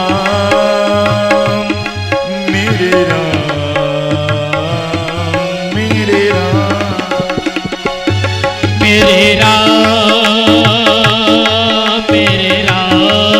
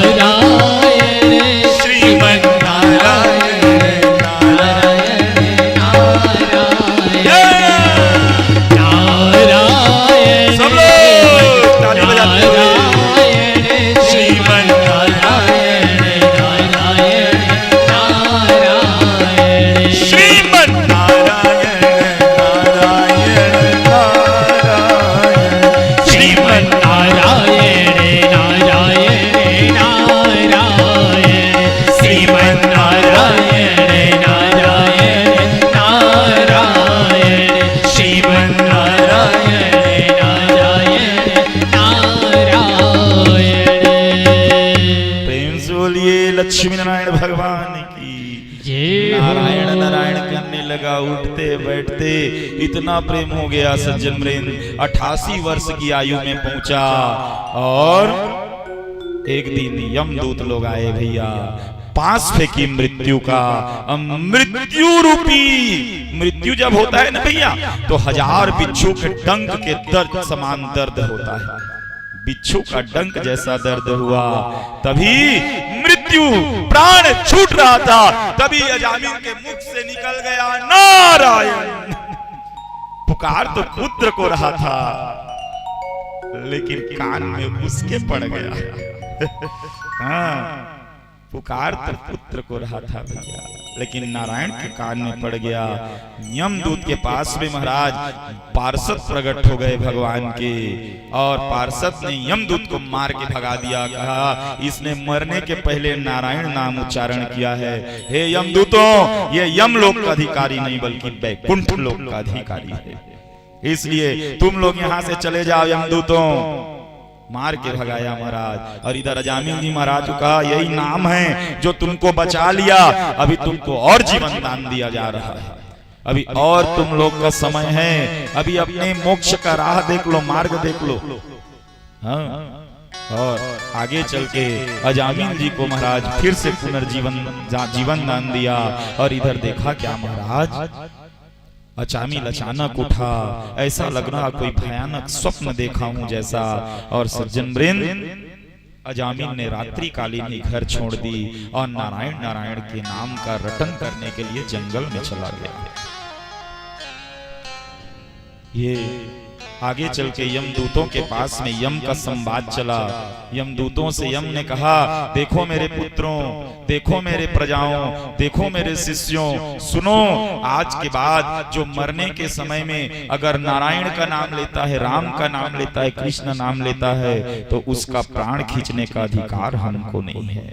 आज से याद रखना, कभी भी उस व्यक्ति का प्राण मत खींचना जो भगवान का नाम ले रहा हो। वो भगवान जाने उनको क्या करना है। ये है नाम की महिमा। तो सज्जन वृंद, आज यही नाम है जो अजामिल को बचा लिया, बच गया। और आगे चल के अजामिल ने नारायण का रटन किया, मोक्ष की प्राप्ति करी। सज्जन वृंद, ये इस प्रकार की कथा है। ये है हमारी नाम पर कथा। अब चलते हैं हम कण कण में भगवान की ओर, प्रहलाद चरित्र की ओर। तो जीवन में नाम को बहुत अच्छा से लीजिए। राम का नाम ले रहे हैं ना, तो इतना पवित्र मन से लीजिए राम का नाम कि रा कहते ही ना, जब हमारा दृढ़ प्रेम से हम नाम लेते हैं ना भगवान का नाम राम, तो भगवान जो है रा को सुनते हैं, हम माँ के कहते तक हमारे सामने आने खड़े हो जाते हैं। माँ ला पूरा कहे नहीं लागे, अगर तुम्हार माँ शक्ति रही रा बस कह दे भगवान बस। इसीलिए तो कहा भाव कुभाव अनख आलस अनाम जपत मंगल दिसि दसु। भाव में कुभाव में आलस में कुछ जपा, लेकिन नाम ल जपा। रावण के दल में ना भैया एक जन आदमी रहे, रावण के दल में तो ना रोज रावण के सेना हारे और राम के सेना जीता। तो एक दिन न देखिस लड़ाई ला, तो रावण के सेना का बाहर थे और राम के सेना का जीत थे। तो एक दिन न देखिस एतिल हनुमान जी आते, जय श्री राम कहते, एक गदा देते तो राक्षस के प्राण छूट जाते। एतिल सुग्रीव आते, जय श्री राम कहते, एक गदा देते तो राक्षस के प्राण छूट जाते। एतिल अंगद आते, जय श्री राम कहते, एक गदा देते तो राक्षस के प्राण छूट जाते। तो राक्षस देखत रहे, कहिस एमन न गदा में बाद में मरत थे और राम के नाम में पहले मर जाते। तो शक्ति का है राम के नाम हरे न कि वो गदा है। तो बिहान दिन करिस का रात भर में स्कीम निकाली सब, रात भर राम राम के गोदना गोदवा दिस पूरा शरीर पर। अब बिहान दिन लड़े लगी ले, तो कही अब कौन मारिया मोल मारा। अब एतिल हनुमान जी इस गदा मारू कहते तो पूरा जगह जगह में राम के नाम, अभी एक पथरा तो उड़ा के आता राम के जगह जगह में नाम लिखे दादा मार देबो तेला पाप होती वाले सुग्रीव हु नहीं मारी, अंगद ए सब ल देवे जेतका बानर दल रहते मतलब गदे गदा। अरे इस्लाम तो नहीं बने, भगवान करा चली, भगवान करा गीस महाराज दानव दल में कैसना आहे जेका शरीर भर रामेच राम लिखा है। अब कैसे मारी हम तुम थक। तो भगवान के तुमन नहीं मारे सकत का होते, मैं मार दूं। भगवान की सब भगवान बाण चलाऊं कह के देखिस ना, तो एको जगह खाली नहीं है। भगवान बका गया, अरे मैं बाण चलाऊं तो कहा में चलाऊं, सबके जगह मोर नाम लिखा है, राम राम के गोदना गोदा। अरे कतको घर राम लिखे तो एक तो है राम के नाम जपे हो, कम से कम इतना कर गोदना गोदा। भगवान धनुष बाण लगा के नीचे करी इस राक्षस हाथ ले ले मार, कहा मेरे मार बे। विभीषण कैसे कहोगे प्रभु, कहीं से ला देखा जगह जगह में राम के नाम लिखे, मोर नाम है कैसे बाढ़ चलाओ। विभीषण कही सुनन भगवान महू लेकर सब जगह राम के नाम दिखा थे और तू लेकर सब जगह राम के नाम दिखा थे। लेकिन एक बात कहो महाराज, कही इसका यह जब जब हंसत है ना, तब तब एक जीभ बाहर आते और वही जीभे में एक राम के नाम नहीं दिखा। बाकी तो सब जगह दिखाते, गोदना गोदा है, तुम दिखाते, हमला दिखाते, लेकिन अगर वो जीभ में राम के नाम नहीं है तो तू बाण ना एक जीभ में चलावा। जैसे ही हासिल खोलिस ना, भगवान बाण धरी और जीभ में चला। तो बोल भगवान कैसे लेगा जात जात पे मोल लोग मजा कैसनो करके तो राम के नाम ला गोदवा कुछ करे है कि नहीं। तो भगवान के नाम को ना कमजोरी मत बनाइए, भगवान का नाम जो है हथियार है। भगवान का नाम कमजोरी नहीं है भैया, भगवान का नाम क्या है, हथियार है।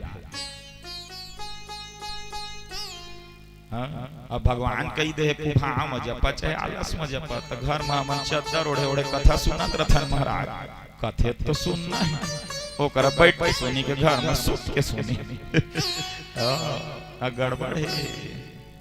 नाम का मतलब अलग है, नाम की महिमा ऐसी है भैया कि कोई कुभाव में भी जब जाता है, कोई क्रोध में भी जब जाता है, कोई आलस में भी जब जाता है तो उसका उद्धार हो जाता है। नाम की महिमा, इसका मतलब ये नहीं है कि क्रोध में जपना है, आलस में जपना है। आगे आइए सज्जन वृंद प्रहलाद चरित्र में प्रवेश करें। प्रेम से बोलिए श्री लक्ष्मी नारायण भगवान की जय, श्रीमद् भागवत महापुराण की जय हो। सभी जित्य दिशा सर्वा लोकांश्चात्रिन महासुरः देवासुर मनुष्येन्द्रान गंधर्वा गरुड़गान। अब प्रहलाद चरित्र कथा ना पूरा एक समय का कथा है।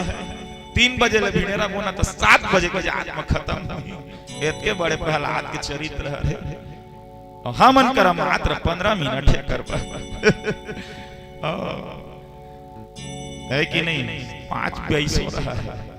और महाराज आइए मुख्य बातों को प्रहलाद चरित्र कर लेते हुए चलेंगे। प्रहलाद चरित्र ना भैया 3 वासनाओं का खेल है। पहली वासना जिसका नाम है सद वासना, दूसरा जिसका नाम है असद वासना, और तीसरा जिसका नाम है मिश्र वासना।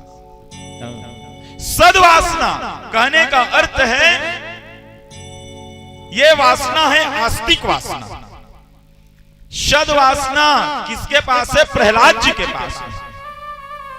गुरुदेव ने कह दिया देख रहे प्रहलाद भगवान है, नारायण है। अब ब्रह्मा भी आके कह देना प्रहलाद को कि नारायण नहीं है मत मान, तो न प्रहलाद मानने वाला नहीं। ये है सदरूपी वासना जो प्रहलाद जी के पास है। एक असद वासना जो नास्तिक वासना है, जो हिरण्यकश्यप के पास है। इसको ब्रह्मा ने आके समझाया देख बेटे मान ले भगवान है, नहीं माना। नारायण है मान ले। माता दीति ने समझाया पुत्र नारायण से बैर मत करना, एक पुत्र खो चुकी हूं, तू भी खोने पे मजबूर ना हो जाओ, तू भी मत खो जाए। माता ने समझाया नहीं माना। ये असद वासना है जिसको नास्तिक वासना कहते हैं। भगवान है करके समझाते हैं लोग लेकिन हम फिर भी नहीं मानते। और तीसरा वासना जो मिश्र वासना। मिश्र वासना किसे कहते हैं, अगर हमारे घर में सूखे सुख आ रहा है तब तो भगवान है, और जरा सा दुख आया तो भगवान नहीं है। हमारा मनोकामना पूरा हो रहा है तब तो भगवान है, और हमारा मनोकामना पूरा नहीं होते तब भगवान नहीं है। हमारे घर में अच्छा होते तब तो भगवान है, और जहां कुछ बुरा हो गया तब भगवान नहीं है। ये वासना है मिश्र वासना जिसमें हम लोग हैं। जब हमारे घर में सुख आते रहता है ना तो हम लोग भगवान को भारी मानते हैं, और जरा ही दुख आ गया तो काला ही कर्म ही ईश्वर ही मिथ्या दोष लगाएगा। हम लोग ईश्वर को मिथ्या दोष लगा देते हैं। सुभद्रा जो है ना, अभिमन्यु मरा, सुभद्रा भगवान कृष्ण के पास पहुंच गई। भैया ध्यान से सुनिएगा, सुभद्रा जो है अभिमन्यु मरा तो पहुंच गई कृष्ण के पास है। भैया तुम जानते थे, हाँ तुम जानते थे कि मेरे पुत्र की मृत्यु जो है ना वो कहां पे कैसी होनी है तुम सब जानते थे, लेकिन है भैया तुम चाहते ना तो मेरे पुत्र को बचा सकते थे, लेकिन तुमने मेरे पुत्र को नहीं बचाया। भैया मैं तुम्हारी बहन हूं, कम से कम मेरे पुत्र को तो बचा दिए रहते। सुभद्रा ने भगवान कृष्ण से कहा, इसमें सब दोष तुम्हारा है केशव, तुम चाहते तो बचा सकते थे लेकिन तुमने बचाया नहीं। भगवान कृष्ण कहने लगे, सुन ना सुभद्रा, तू मेरे पे दोष लगा रही है, अभिमन्यु वध में मेरा कोई दोष नहीं है, हाँ लेकिन मैं तेरा दोष बता सकता हूं, तेरा दोष बता सकता हूं। कहे कैसे दोष? तो याद कर वो दिन जिस दिन अर्जुन तुझे कथा सुना रहा था। कौन सी कथा था? कि कैसे चक्रव्यूह के अंदर में घुसा जाता है और कैसे उस चक्रव्यूह से निकला जाता है।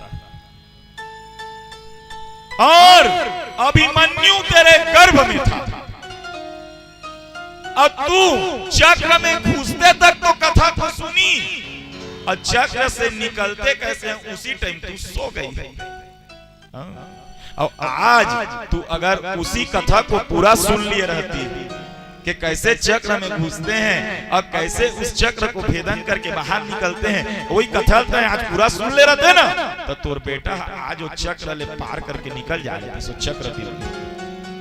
तो गलती मोर है कि तोर, दोष मेरा है कि दोष तुम्हारा? तो सज्जनों यही करते हैं हम लोग, काल ही कर्म ही ईश्वर ही मिथ्या दोष लगाई, ईश्वर पे जाके ठोक देते हैं। तो हम लोग मिश्र वासना वाले, तो तीन वासनाओं का टक्कर है, यहाँ पे लड़ाई होती है और तीन वासना लोग आके आपस में मिलते हैं ना, तो जीत हमेशा सदरूपी वासना की होती है भैया, सदरूपी वासना की, जो प्रहलाद जी के पास में। महाराज आगे चल करके हिरण्यकश्यपु का तप हुआ है और महाराज हिरण्यकश्यपु जो है माता दीति के पास में गया, कहा माँ मैं ना अब जो है तपस्या करने जा रहा हूँ। माता ने बहुत समझाया, पुत्र नारायण से बैर मत रख, लेकिन माना नहीं हिरण्यकश्यपु। तपस्या करने के लिए जाने लगा तो तपस्या के पूर्व कयाधु के साथ में गर्भाधान किया हिरण्यकश्यपु ने, गर्भाधान। और महाराज गर्भाधान हुआ, नारायण नारायण चित्त में चल रहा था, भले ही विरोधाभास में चल रहा हो हिरण्यकश्यपु का, वही नारायण तेज के माध्यम से कयाधु के गर्भ में स्थानांतरित हो गया। प्रातः उठा, उठने के बाद घनघोर तपस्या में चला गया। नित्य आत्मव्यय शुद्ध सर्वग सर्वविद पर धत्ते आशाबन्मानुलिंगम मापया विसृजन गुणान। महाराज ब्रह्मा जी की तपस्या करी, घनघोर तपस्या, और इतना तपस्या करी महाराज 10,000 वर्ष बीत गए। किसको? हिरण्यकश्यपु को 10,000 वर्ष। और इसके बाद में 10,000 वर्ष इधर बीतने लगा, इंद्र बार बार बाधा उत्पन्न करने लगा, थक गया महाराज। तो इंद्र ने एक अनुचित कार्य किया। कहा क्या कार्य? इंद्र जो है महाराज हिरण्यकश्यपु की पत्नी कयाधु का हरण किया है। कयाधु गर्भ से है, प्रहलाद जी गर्भ में है, और कयाधु के पास में जाना और उसको उठाकर आकाश मार्ग से लेकर के जाना। कोई बचाने नहीं आया, एक अकेले नारद जी सामने आया। इंद्र से कहा कि इंद्र ये कयाधु को लेके कहां जा रहे हो? कहा महाराज इसका पति तप कर रहा है, इसके गर्भ में बालक है, कल काले इसका पति आएगा तो मेरे को छोड़ेगा नहीं, इसलिए मैंने इस कयाधु का हरण कर लिया है। नारद जी ने फटकार लगाई, देवता इंद्र, देवता होते हुए तू ऐसा निंदनीय कृत्य करता है, ऐसा घृणीय कृत्य करता है।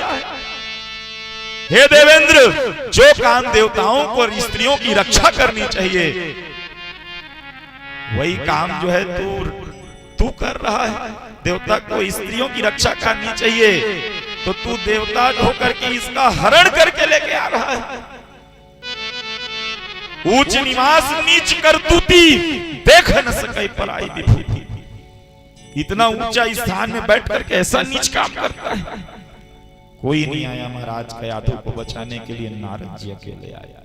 और जब भी जीवन में जहां पे भी स्त्रियों पे अत्याचार हो रहा हो, कन्याओं पे कुदृष्टि हो रहा हो, तो वहां पे प्रत्येक का धर्म है कि वो उस पर आवाज उठाए।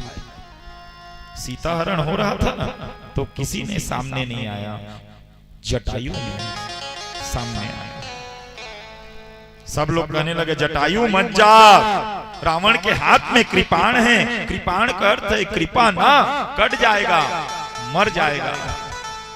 महाराज लेकिन जटायु ने नहीं माना। पंखे भी जटायु का साथ नहीं दे रहे थे, लेकिन फिर भी पंखों के साथ में रावण के पास लड़ा, सीता हरण।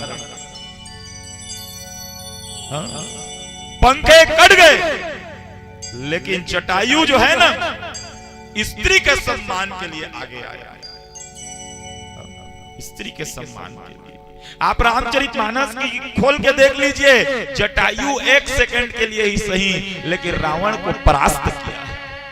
चाहता तो वहीं पे रावण के आंखों के टुकड़े टुकड़े कर देता, लेकिन वहां पे भी धर्म को जीवित रखा, मर्यादा रखी।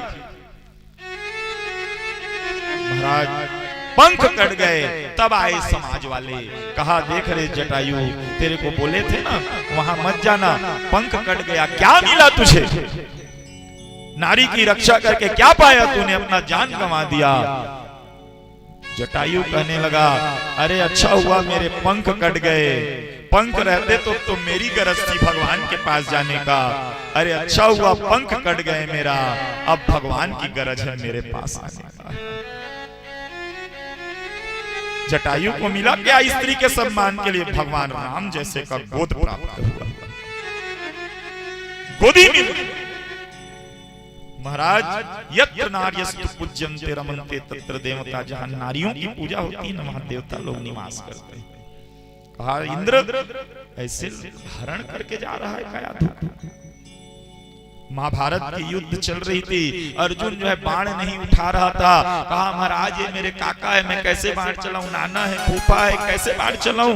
भगवान श्री कृष्ण उठे, कहा अर्जुन याद कर वो दृश्य जब द्रौपदी का वस्त्र हरण हो रहा था, और जिस काका नाना फूफा को तू सामने देख रहा है, यही काका नाना फूफा भाई लोग थे, वही द्रौपदी वस्त्र हरण के सामने खड़े थे और चुप थे, मौन थे। हे अर्जुन, जो समाज ध्रुपद की पुत्री, पांडु की कुलवधु, इतनी बड़े भरतवंशी की रानी द्रौपदी की रक्षा में चुप रह गया, उसके सम्मान में चुप रह गया, भला वो समाज किसी साधारण नारी की क्या रक्षा करेगा जो इतने बड़े महारानी के मान सम्मान में चुप रह गया? ऐसे समाज को मिट जाना चाहिए जो एक नारी के सम्मान के लिए आगे ना आए। ऐसे समाज को और उनका साथ देने वाले को मिट जाना चाहिए। महाराज समझाया, इधर नारद जी महाराज इंद्र को समझाए, इंद्र बहुत बड़ा पाप कर रहा है, बहुत अपराध कर रहा है, बहुत पछताएगा, बहुत रोएगा। बलात् नारी एक तो ऊपर से गर्भ से आगे फटकार लगाई, और इंद्र जो है ना कयाधु को वही छोड़ के चला गया।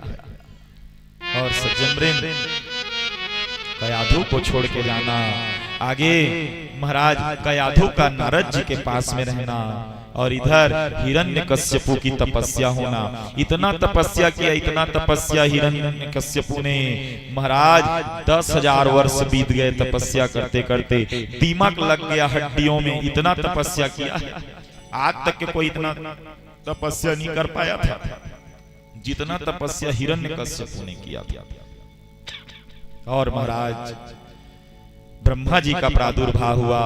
उत्तिष्ठी तिष्ठत भद्रं ते तपसिद्धो वसि काश्यप, वरदो हमनु प्राप्तो विव्रियतामिप्सितो वरः। ब्रह्मा जी का वरद हस्तक पड़ा, हरा भरा हो गया। कहा मांगो पुत्र, क्या वरदान मांगते हो? तब हिरण्यकश्यपु ने वरदान मांगा है। पहले तो राक्षसों का रिकॉर्ड ही था कि महाराज हमको ऐसा वरदान दीजिए कि हम जो है अजर अमर हो जाए। नारद जी कहने लगे, ब्रह्मा जी कहने लगे, कहा महाराज ऐसा अमरता वाला वरदान मैं नहीं दे सकता, कुछ और वरदान मांगो। तो हिरण्यकश्यपु ने क्या वरदान मांगा?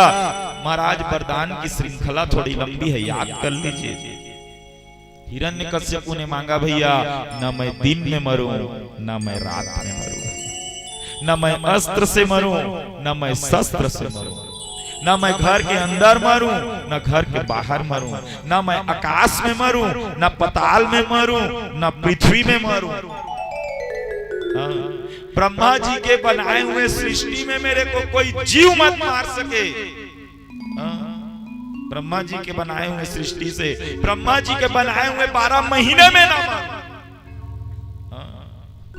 ऐसा वरदान मांगा महाराज, ब्रह्मा जी के बनाए हुए किसी मुहूर्त में ना, आपके बनाए हुए किसी नक्षत्र में मुहूर्त में ना वरदान मांगा। और महाराज वरदान मांगने के बाद ब्रह्मा जी कहने लगे, देख बेटा तथास्तु ऐसा ही होगा, लेकिन इतना याद रखना मारने वाला आएगा, किसी न किसी रूप में आएगा, लेकिन मारने वाला आएगा। कुछ भी कर लेते। सज्जन वृंद तप पूरा हुआ, आगे चल करके हिरण्यकश्यपु का आना, पता चलना कि कयाधु का हरण करके इंद्र का जाना, सारा वृत्तांत पता चला। तो महाराज कयाधु कहाँ है? नारद जी के आश्रम में। नारद जी के आश्रम में जाकर के कयाधु से मिलना, पता चला पुत्र हुआ है नारद जी के द्वारा। और महाराज नारद जी पुत्र को उठाए हैं कयाधु से और लाके हिरण्यकश्यपु को सौंपे। कहा महाराज आपने पुत्र को जन्म दिया है। नारद जी से कहा, हिरण्यकश्यपु ने, महाराज इसका नामकरण भी कह दीजिए। तो आज इस पुत्र को देख करके आपको बहुत उत्साह हुआ है राजन, इसलिए आज से इस पुत्र का नाम प्रहलाद होगा। प्रहलाद। नारद जी के पास में हिरण्यकश्यपु कहने लगा, महाराज जब मैं नहीं था तब इंद्र मेरी स्त्री को हरण करके लेके जा रहा था, आपने रक्षा करी, इस ऋण को मैं कभी चुका नहीं पाऊंगा महाराज, इस उपकार को मैं कभी नहीं भूलूंगा। नारद जी ने कहा, भैया इस उपकार के बदले क्या तुम मुझे कुछ दे सकते हो? कहा मांगिए नारद जी महाराज। तो कहा इस बालक को ना कुछ दिन तक, कुछ वर्ष तक मेरे पास ही रहने दो। हिरण्यकश्यपु ने हामी भरी, लेकिन एक चीज नारद जी याद रखना। कहे क्या बात? कहा नारद मैं जानता हूं तुम विष्णु भक्त हो, मुझसे इस बात से कोई ऐतराज नहीं है, लेकिन एक बात याद रखना, ये विष्णु नाम रूपी छांव मेरे पुत्र में नहीं पड़ना चाहिए, ये विष्णु का नाम मेरे पुत्र को नहीं आना चाहिए।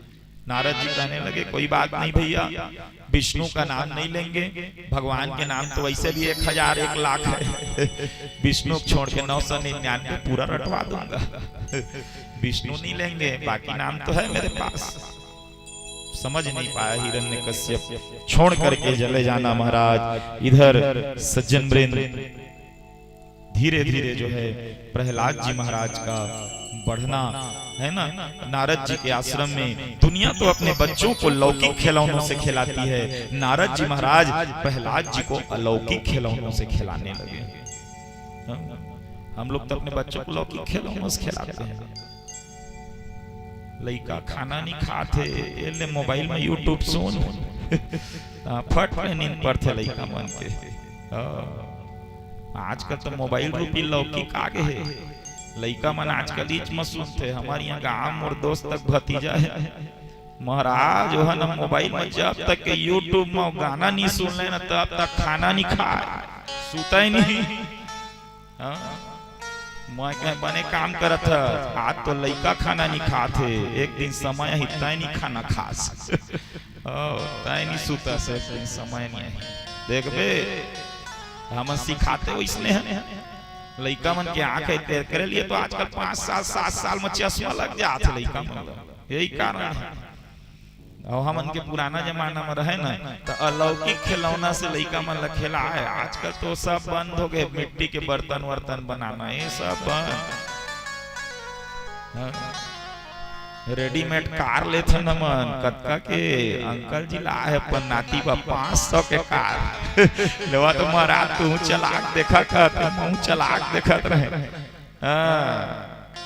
हमन 500 में पूरा जिंदगी भर के खिलौना नहीं खेले हो तो आजकल के नाना विधि युग चला थे है कि नहीं, लेकिन करते हैं इसके साथ साथ अलौकिक ज्ञान भी दीजिए, लौकिक के साथ साथ में अलौकिक खिलौना भी दीजिए, है ना। तो संबंध आज नारद जी महाराज अलौकिक खिलौनों से खिलाने लगे। कैसे महाराज? प्रहलाद जी 3 वर्ष के हुए, कहा प्रहलाद आप बैठ, तुझे मैं सिखाता हूँ कि भगवान नारायण की मूर्ति कैसे बनाते हैं। आज नारायण की मूर्ति बनाना सिखाया। देख नारायण के 4 हाथ होते हैं, ऐसा मस्तक होता है, ऐसे मुकुट होता है, कमल का पुष्प ऐसे बनता है, गदा ऐसे बनती है, चक्र ऐसे बनता है, और नारायण की मूर्ति बनाना सिखाए सज्जन वृंद। ऐसे करते करते समय गुजरा।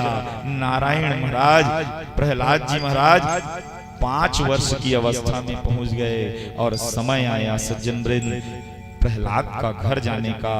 नारद जी महाराज के नेत्र सजल हो गए।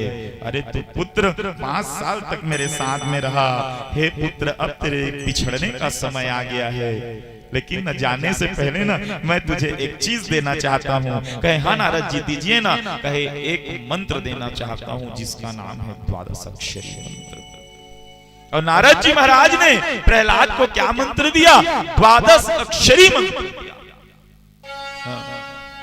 जो कलध्रुव जी महाराज को दिया था। और ये क्या मंत्र है? ओम नमो भगवते वासुदेवाय। ये 12 अक्षरी मंत्र है, जो नित्य प्रतिदिन तुलसी की माला में इस मंत्र को जपता है ना,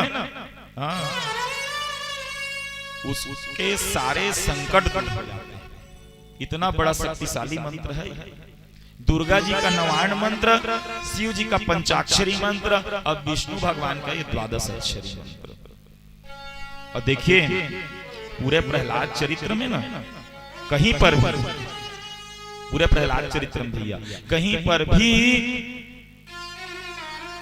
भगवान ने दर्शन नहीं दिया, सीधा नरसिंह रूप में आए हैं। तो प्रहलाद की रक्षा कौन करता है? प्रहलाद की रक्षा करता है ये मंत्र। मंत्र जाप मम दृढ़ विश्वासा, अब पंचम वचन सुवेद प्रकाशा। भक्ति का 5वां नियम है मंत्र जाप पे विश्वास। अगर प्रहलाद चरित्र निर्भर है तो केवल और केवल मंत्र की शक्ति पर। आप किसी को भी मानते हैं, आप कोई दुर्गा को मानता है, कोई काली को मानता है, कोई बजरंगबली को मानता है, कोई विष्णु भगवान को मानता है, कोई शिव को मानता है, लेकिन मैं आपको एक चीज बताऊं, अगर आपको भी भगवान प्राप्ति करना है ना, अगर आपको भी लगे कि संकट से हम मुक्त हो जाए, तो केवल एक काम करिए। कौन सा काम? भगवान, जिस भगवान को भी मानते हैं चाहे कोई भी, उस पर आप एक ही चीज रखिए, वो है अटूट विश्वास।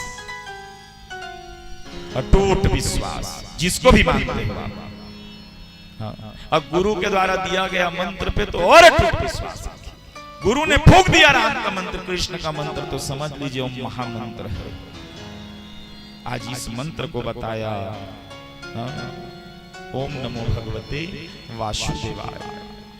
कहा पुत्र जब भी संकट आए और ना भी आए तो भी तू इस मंत्र को मत छोड़ना, मत भूलना, क्योंकि भक्त की निष्ठा ही भगवान को यहाँ बुलाती है। भक्त की निष्ठा ही पत्थर को भगवान बनाती है। भैया आप का घर जो है ना, शुरू दिन हम आए थे तो खाली घर था, लेकिन अभी ये घर नहीं बल्कि तीर्थ बन चुका है। अभी आपका घर नहीं रहा, ये तीर्थ बन चुका है। जितना आपको अभी वृंदावन जाने पे, दर्शन करने पे पुण्य मिलेगा, उससे 1000 गुना ज्यादा पुण्य आपको इस घर में कथा सुनने आने पे पुण्य मिलेगा। ऐसा तीर्थ बन गया है ये जगह, जहाँ पे भागवत जी की कथा हो रही है। इससे बड़ा तीर्थ अभी विश्व में कहीं पे कोई नहीं, जो तीर्थ ये बन चुका है। तो भक्त की निष्ठा ही घर को तीर्थ बनाती है, भक्त की निष्ठा ही पत्थर को भगवान बनाती है। तो जो भी मंत्र आपको गुरु से मिलता है ना, उस मंत्र पे अटूट विश्वास रखिए। सज्जनवृंद, कथा आगे बढ़ी। हिरण्यकश्यपु का आना, प्रहलाद को लेके जाना, प्रहलाद के पास में हिरण्यकश्यपु का काफी वार्तालाप होना, पता चलना कि इसमें भी नारायण का छांव लग गया है। आगे चल के नाना विघ्न करना, प्रहलाद को मारने के नाना विघ्न किए। कहा महाराज पहाड़ से गिराया, महाराज चोटी से गिराया, सर्प का दंशन कराया, अग्नि में जलाया, और महाराज कई प्रकार के जल में डुबाया, जहर खिलवाया, मारने के सारे उद्यम किए। लेकिन ये मंत्र की शक्ति है, इस मंत्र की शक्ति के चलते महाराज व प्रहलाद जी बच के आने लगे। हाँ, बच गए प्रहलाद जी मंत्र की शक्ति से। सज्जनवृंद, आज बच के आया। एक होलिका आई जिसका नाम सिंहिका है। कहा भैया मैं ना, ब्रह्मा जी का वरदान है, आप कहो ना तो मैं जो है एक दुपट्टा लेके आई हूँ, इसको मैं बैठूंगी तो मेरे को वरदान है कि मैं दुपट्टा लेके बैठूंगी तो अग्नि मेरा कुछ नहीं कर पाएगा। तो प्रहलाद को चलो ना चीता सजा के वैसी बैठाते हैं। चीता सजाई गई, सिंहिका जो है दुपट्टा ओढ़ के बैठी, और महाराज जोरों की हवा चली, सिंहिका जो है जल करके राख हो गई, दुपट्टा उड़ा। अब प्रहलाद जी महाराज मंत्र के जाप के प्रभाव से वहां से भी बच के निकल गए। पूरी रक्षा अगर प्रहलाद चरित्र में कोई किया है तो ये 12 अक्षरी मंत्र अभी तक भगवान नहीं आए, दर्शन नहीं दिए। सज्जनवृंद, जब भी कोई भी मंत्र आपको मिला है उस पे आप अटूट विश्वास रखिए, अटूट श्रद्धा रखिए। इधर मारते मारते थक गया हिरण्यकश्यपु, उधर भगवान बचाते बचाते थक गए। और आगे चल करके सज्जनवृंद, एक दिन प्रहलाद को छल से बुलाया हिरण्यकश्यपु ने। कहा बता रे प्रहलाद, ये जो तेरा रक्षा करता है ये सामने क्यों नहीं आता रे? ये क्यों पीठ पीछे आता है, सामने क्यों नहीं आता? प्रहलाद ने कहा मैं तो उसको कण कण में देख रहा हूं पिताजी, बस आपकी दृष्टि ही उसे नहीं देख पा रही है। तो कहे क्यों, जरा मेरे को बताना। तो प्रहलाद जी ने कहा हरि व्यापक सर्वत्र समाना, प्रेम ते प्रकट होई मैं जाना। हरि तो कण कण में है, क्षण क्षण में है, लेकिन प्रकट होते हैं किससे? प्रेम से। सज्जनवृंद, आज प्रेम के स्वरूप प्रकट हुए भगवान। तो कैसे प्रकट? कहा महाराज, हिरण्यकश्यपु ने कहा प्रहलाद जो तू ईश्वर को बोल रहा है क्या वो इस खंभे में है? खंभे में है? कहे हाँ, खंभे में भी मुझको दिख रहा है। तो वज्र उठाया हिरण्यकश्यपु ने, खंभे के पास गया और खंभे के पास जाकर के खंभे को धड़ाम से मारा महाराज गदा से। और जैसे ही धड़ाम से मारा खंभा जो है टूट गया और खंभे को फोड़ करके भगवान नरसिंह अवतार में आने लगे हैं। प्रेम से बोलिए नरसिंह भगवान की जय। सिर भगवान का सिंह का है, इधर धड़ जो है मनुष्य का है। और ऐसा भगवान जो है आज आने लगे। और देखते ही देखते हिरण्यकश्यपु डर गया महाराज, ऐसा विचित्र दिखने लगे भगवान। आंख से महाराज क्रोध के अंगार बरसने लगे, अग्नि बरसने लगी है, अग्नि बरसने लगी। और इधर भगवान पहले छोटे रूप में आए और उसके बाद अपने रूप का विस्तार करने लगे। और इधर हिरण्यकश्यपु और भगवान नारायण का, भगवान नरसिंह का घमासान युद्ध होने लगा। इतना युद्ध हुआ, इतना युद्ध महाराज देवता लोग ऊपर से देखने लगे। भयंकर युद्ध आरंभ हुआ महाराज, भयंकर युद्ध। और सारे अस्त्र शस्त्र सब विफल होने लगे हैं, विफल होने लगे हिरण्यकश्यपु के। देखते देखते भगवान ने मुकुट फेंकी हिरण्यकश्यपु का और केस पकड़ा, घसीटते घसीटते टेहरी पर ले गए। अपनी जंघा का विस्तार भगवान ने किया और उसी जंघा में हिरण्यकश्यपु को लिया। हिरण्यकश्यपु तेरे मृत्यु का समय आ गया है, अब तुझे कोई नहीं बचा सकता है। हिरण्यकश्यपु कहने लगा मुझे तो कोई मार ही नहीं सकता है महाराज, क्योंकि मुझे ब्रह्मा जी का वरदान है, तो कहा क्या वरदान है ब्रह्मा जी का, बता। हिरण्यकश्यप कहने लगा महाराज ना मैं दिन में मरूं ना मैं रात में मरूं। भगवान कहने लगे आंख खोल के देख, ना अभी दिन है ना अभी रात है, शाम की वेला है। कहा और बता क्या वरदान मांगा था, कहा महाराज ना तो मैं घर के अंदर मरूं ना तो घर के बाहर मरूं। तो कहा तू अभी टेहरी में है, ना तो ये घर का अंदर है और ना तो ये घर का बाहर है। और बोल क्या वरदान मांगा था, कहा ना महाराज मैं आकाश में मरूं ना पताल में मरूं और ना तो पृथ्वी में मरूं। भगवान का ना तो आकाश में है ना पताल में ना तो पृथ्वी, मेरी जंघा में है तू। मैं पूरे सृष्टि को बनाने वाला हूं रे धूर्त, मेरी जंघा में बैठा है तू। और बता और क्या वरदान मांगा था, कहा मैं ब्रह्मा के बनाए हुए इस सृष्टि के किसी जीव से न मरूं। तो आंख खोल के देख, ब्रह्मा ऐसी सृष्टि रचता है क्या जिसका सर जो है सिंह का हो, धड़ जो है मनुष्य का हो। अरे मैं ब्रह्मा को, ब्रह्मा मुझे बनाने वाला नहीं बल्कि मैं ब्रह्मा को बनाने वाला हूं।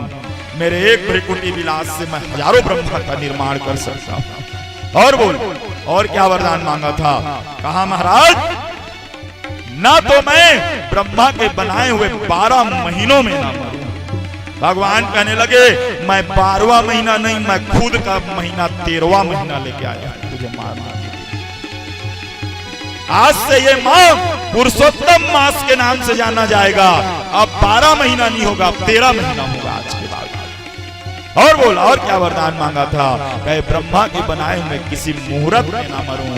कहा मैं आया हूं ना, ये मेरा मुहूर्त है, अभिजीत मुहूर्त। इस मुहूर्त में सिर्फ मेरा मैं आता हूं, ये मुहूर्त ना किसी के लिए नहीं आता। और बोल और क्या वरदान मांगा था, कहा महाराज ना मैं अस्त्र से मरूं और ना मैं शस्त्र से मरूं। हाथ का नाखून दिखाया, देख 12 महीने से नाखून नहीं कटवाया है, इसी नाखून से तेरा वध करूंगा रे दुष्ट। महाराज आज जैसे ही नाखून को देखा कांपने लगा, पसीना छूटने लगा। और इधर हिरण्यकश्यपु महाराज डर से हाथ जोड़ने लगा, इधर भगवान क्रोध रूपी अंगार को लेकर के हिरण्यकश्यपु के वक्ष स्थल फाड़ने लगे। पेट फाड़ डाला, उदर फाड़ डाला, सीना फाड़ डाला और महाराज फाड़ फाड़ के हथौड़ियां बाहर निकाल निकाल कर फेंकने लगे। देवताओं ने पुष्पों की वृष्टि जय जयकार करी। प्रेम से बोलिए नरसिंह भगवान की जय हो। घमासान युद्ध हुआ, हिरण्यकश्यप मृत्यु को प्राप्त हुआ। देवताओं ने पुष्पों की वृष्टि जय जयकार करी। आगे आकर के प्रहलाद का संस्कार करना, प्रहलाद का भगवान के शरण में जाना, गुस्सा शांत कराना। कहा महाराज प्रहलाद जी से कहा, कहे देखो पुत्र तुम्हारे पिता अपराधी थे इसलिए मुझे इनका संहार करना पड़ा। आगे भगवान जो है कर्म कांड की महिमा गाते हैं सज्जन वृंद, है ना। प्रहलाद ने भी भगवान से कहा कि मेरे पिता का उद्धार करके आपने धन्य कर दिया। हे महाराज मेरे पिता कितने भी पापी क्यों न रहे, कितने भी अत्याचारी क्यों न रहे, हे महाराज इसका उद्धार हो जावे, याद रखिएगा महाराज। भगवान ने कहा कि उद्धार तो होगा पुत्र, बस तू कर्म कांड अच्छे से करना। और महाराज कर्म कांड ही शरीर है, कर्म कांड को गाया गया वहां पे। जब भी आप लोग कोई मृत हो जाता है ना तो कर्म कांड को अच्छे से किया करिए, है ना। आजकल तो हम देखे हैं जो 10 दिन 13 दिन का क्रिया कर्म होता है ना, उसको आजकल लोग जो है 3 दिन 4 दिन में कर दे रहे हैं। तो जो विधियां होती है ना क्रिया कर्म की, उसको किया करिए। आइए सज्जन वृंद एक भजन लेकर के चलते हैं। प्रहलाद का तो बहुत सारा कथा है, लेकिन हम इतना ही कथा आपको सुना पाएंगे। आगे एक भजन लेकर के थोड़ी थोड़ी कथाओं को लेकर के आइए सीधा कृष्ण जन्म में जोड़ते हैं। क्योंकि आज समय भी हो गया है और थोड़ा करते हुए मैं थोड़ा 6:30 बजे तक लूंगा अपना समय, है ना। और कृष्ण जन्म में ला करके हम कथा को विराम कर देंगे। अपना एक छोटा सा भजन का आनंद लीजिए। आप लोग भी बढ़िया ताली बजाते हुए कीर्तन करिएगा। प्रेम से बोलिए श्री कृष्ण चंद्र भगवान की जय हो।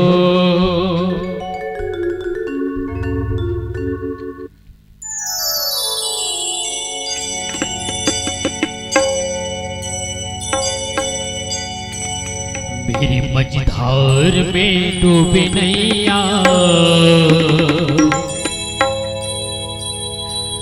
आकर के बचा लो कन्हैया। कन्हैया कन्हैया कन्हैया कन्हैया कन्हैया।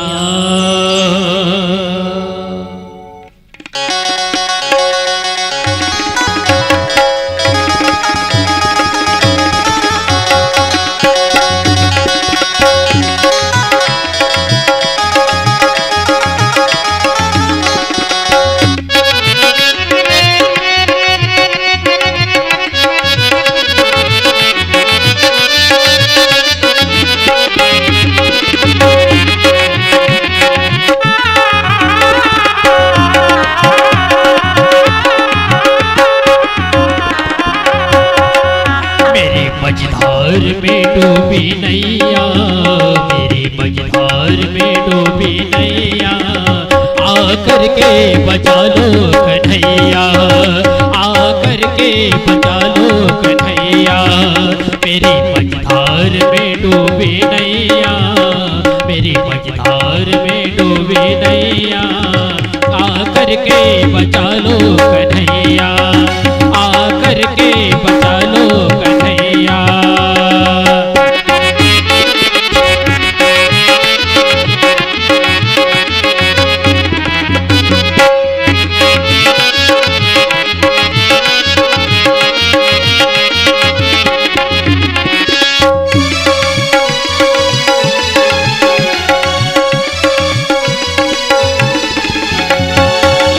मुझे नहीं है सहारा किसी और का, नहीं साथ नहीं देता कमजोर का।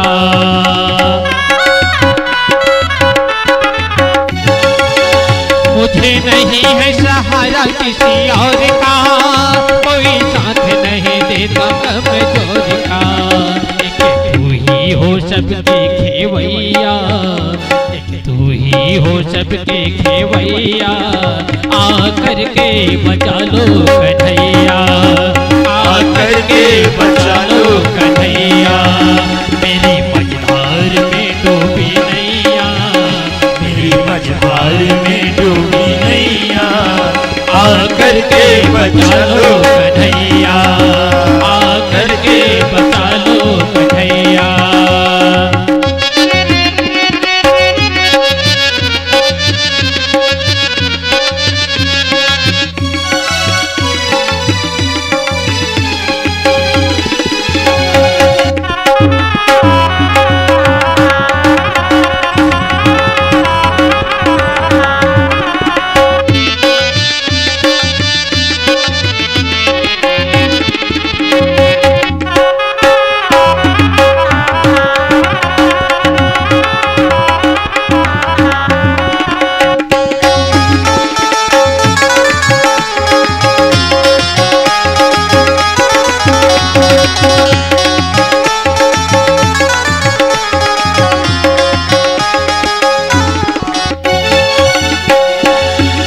चारों ओर बड़ा ही तूफान है, तेरे भक्तों के खतरे में जान है।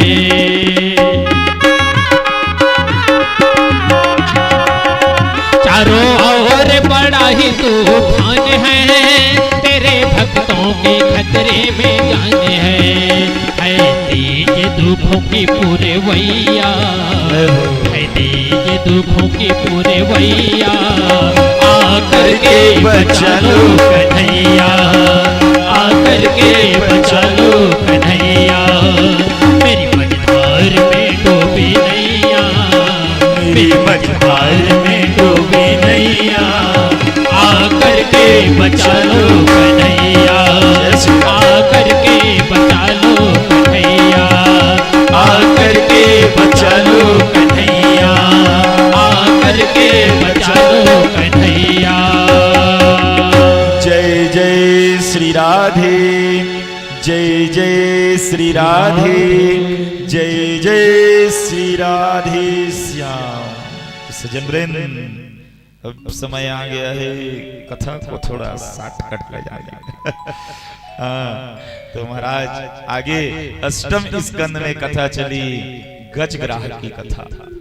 भैया गज और ग्राह आपने सुना है ना, गज ग्राह, गज और ग्राह लड़े जल भीतर। एक गज हुआ भैया हाथी, ये हाथी वाली कथा था। गजेंद्र नाम करके हाथी, ये हाथी जो है ना एक दिन सरोवर में स्नान करने गया, और सरोवर में स्नान करने गया तो मगरमच्छ ने आकर के पैर पकड़ा। पत्नी बच्चे सब थे, छोड़ करके भाग गए। हाँ, तो ये हाथी कौन है? ये हाथी है जीव। और ये जीव कहाँ स्नान करने गया? एक सरोवर में। ये सरोवर है संसार। और मगरमच्छ ने आकर के पांव पकड़ा। ये मगरमच्छ कौन है? ये मगरमच्छ है मृत्यु।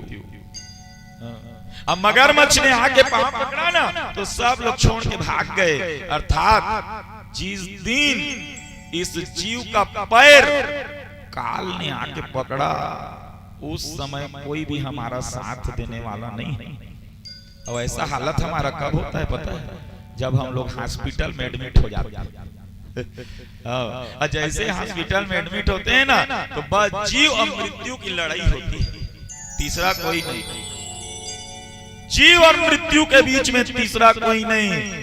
थोड़े समय के लिए गजेंद्र की पत्नी थोड़ी आगे जाने लगी। सुहाग की सौगंध मेरे पतिदेव, मैं आपको कुछ नहीं होने दूंगी।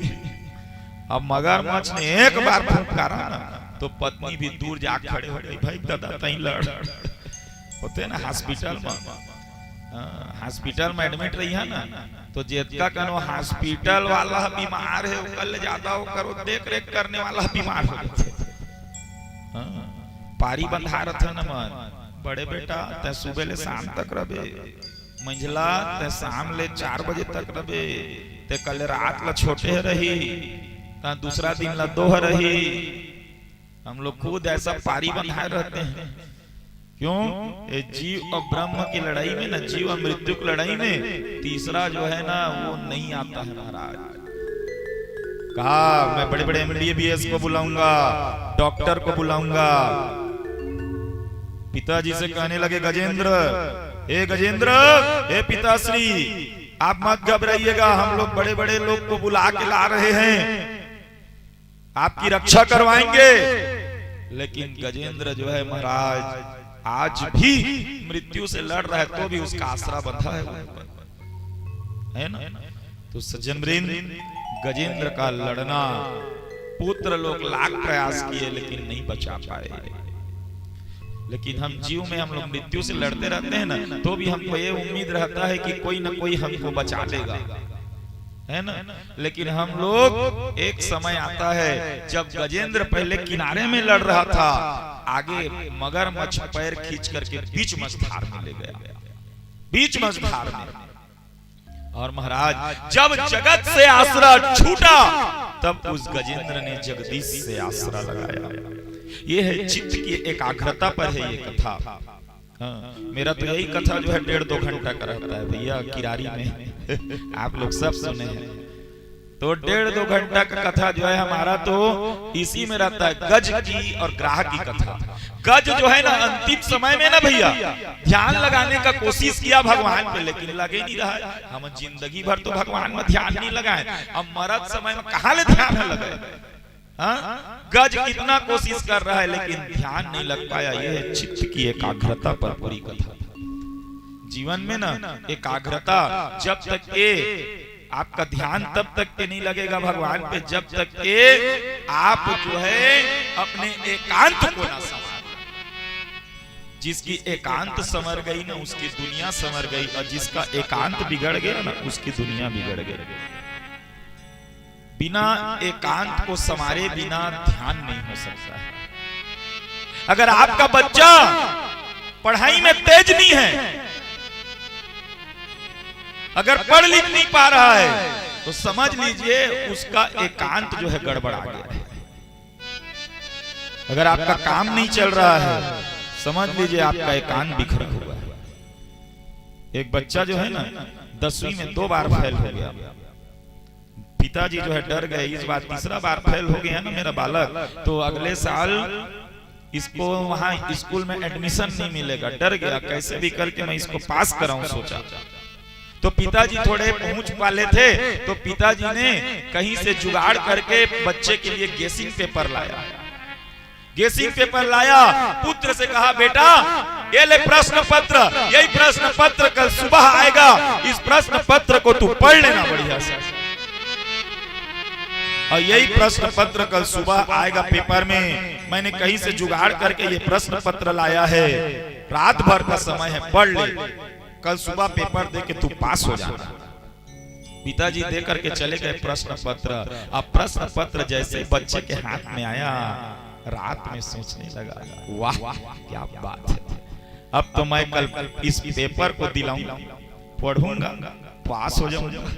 और जब मैं पास हो जाऊंगा तो 2 साल तक मेरे इन लोग बेइज्जती करते आए हैं, फेल होता था, तो यही लोग कल मैं पास होऊंगा तो मुझे हार का माला पहनाएंगे, मेरे पिताजी मिठाई बांटेंगे, और मैं पिताजी से कहूंगा कि मेरे लिए रॉयल एनफील्ड ले दे, तो पिताजी फट से मेरे लिए रॉयल एनफील्ड ले आएंगे।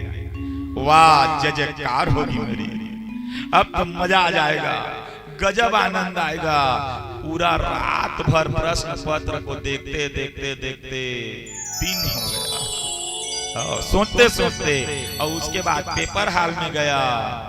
महाराज देखते देखते दिन गुजर गया, रात में पढ़ नहीं पाया, अब पेपर के समय में कुछ नहीं लिख पाया, और रिजल्ट आया महाराज शून्याधिकम जगत सर्व। शून्य नंबर। कहने का अर्थ है जिसका एकांत बिगड़ा हुआ है ना, उसको आप कितना भी संवारिए, संवरने वाला नहीं। इसीलिए एकांत को संवारिए अपना। जिसका एकांत संवर गया उसकी दुनिया संवर गई, जिसका एकांत बिगड़ गया उसकी दुनिया बिगड़ गई। लाइक प्रेजेंटेशन, प्रेजेंटेशन आपका कैसा है कोई मायने नहीं रखता, आपका इंटेंशन कैसा है ये मायने रखता है।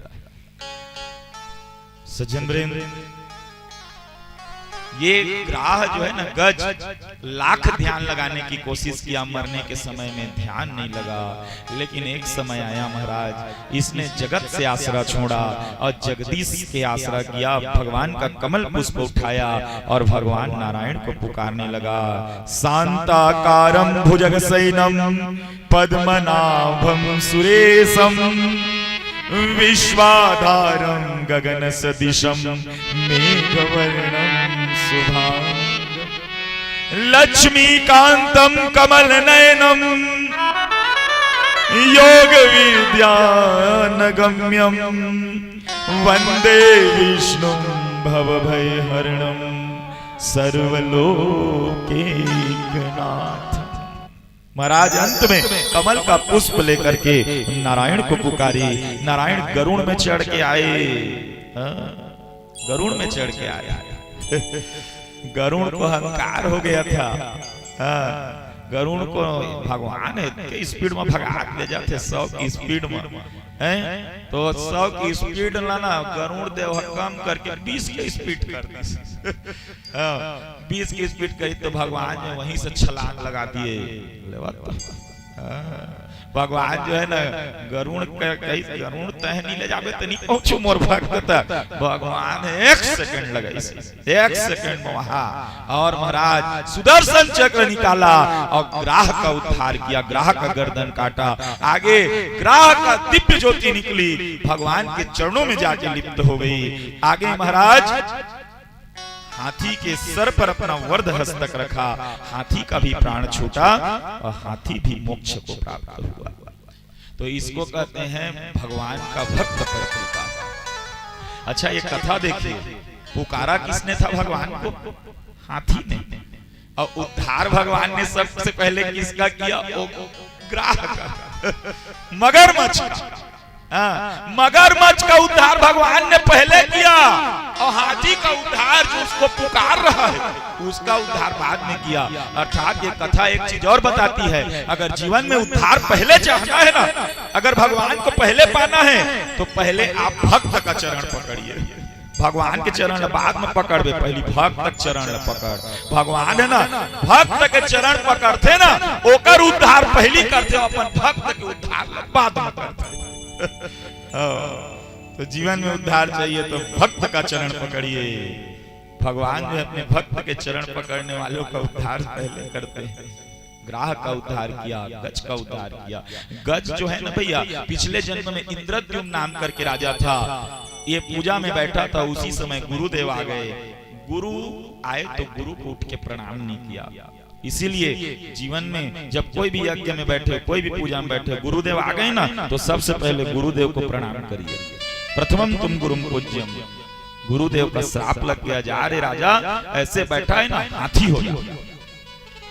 लेकिन संत का श्राप भी खाली नहीं जाता। संत के श्राप के ब्याज में आज इस हाथी को, इंद्रद्युम्न को भगवान की कृपा प्राप्ति हुई।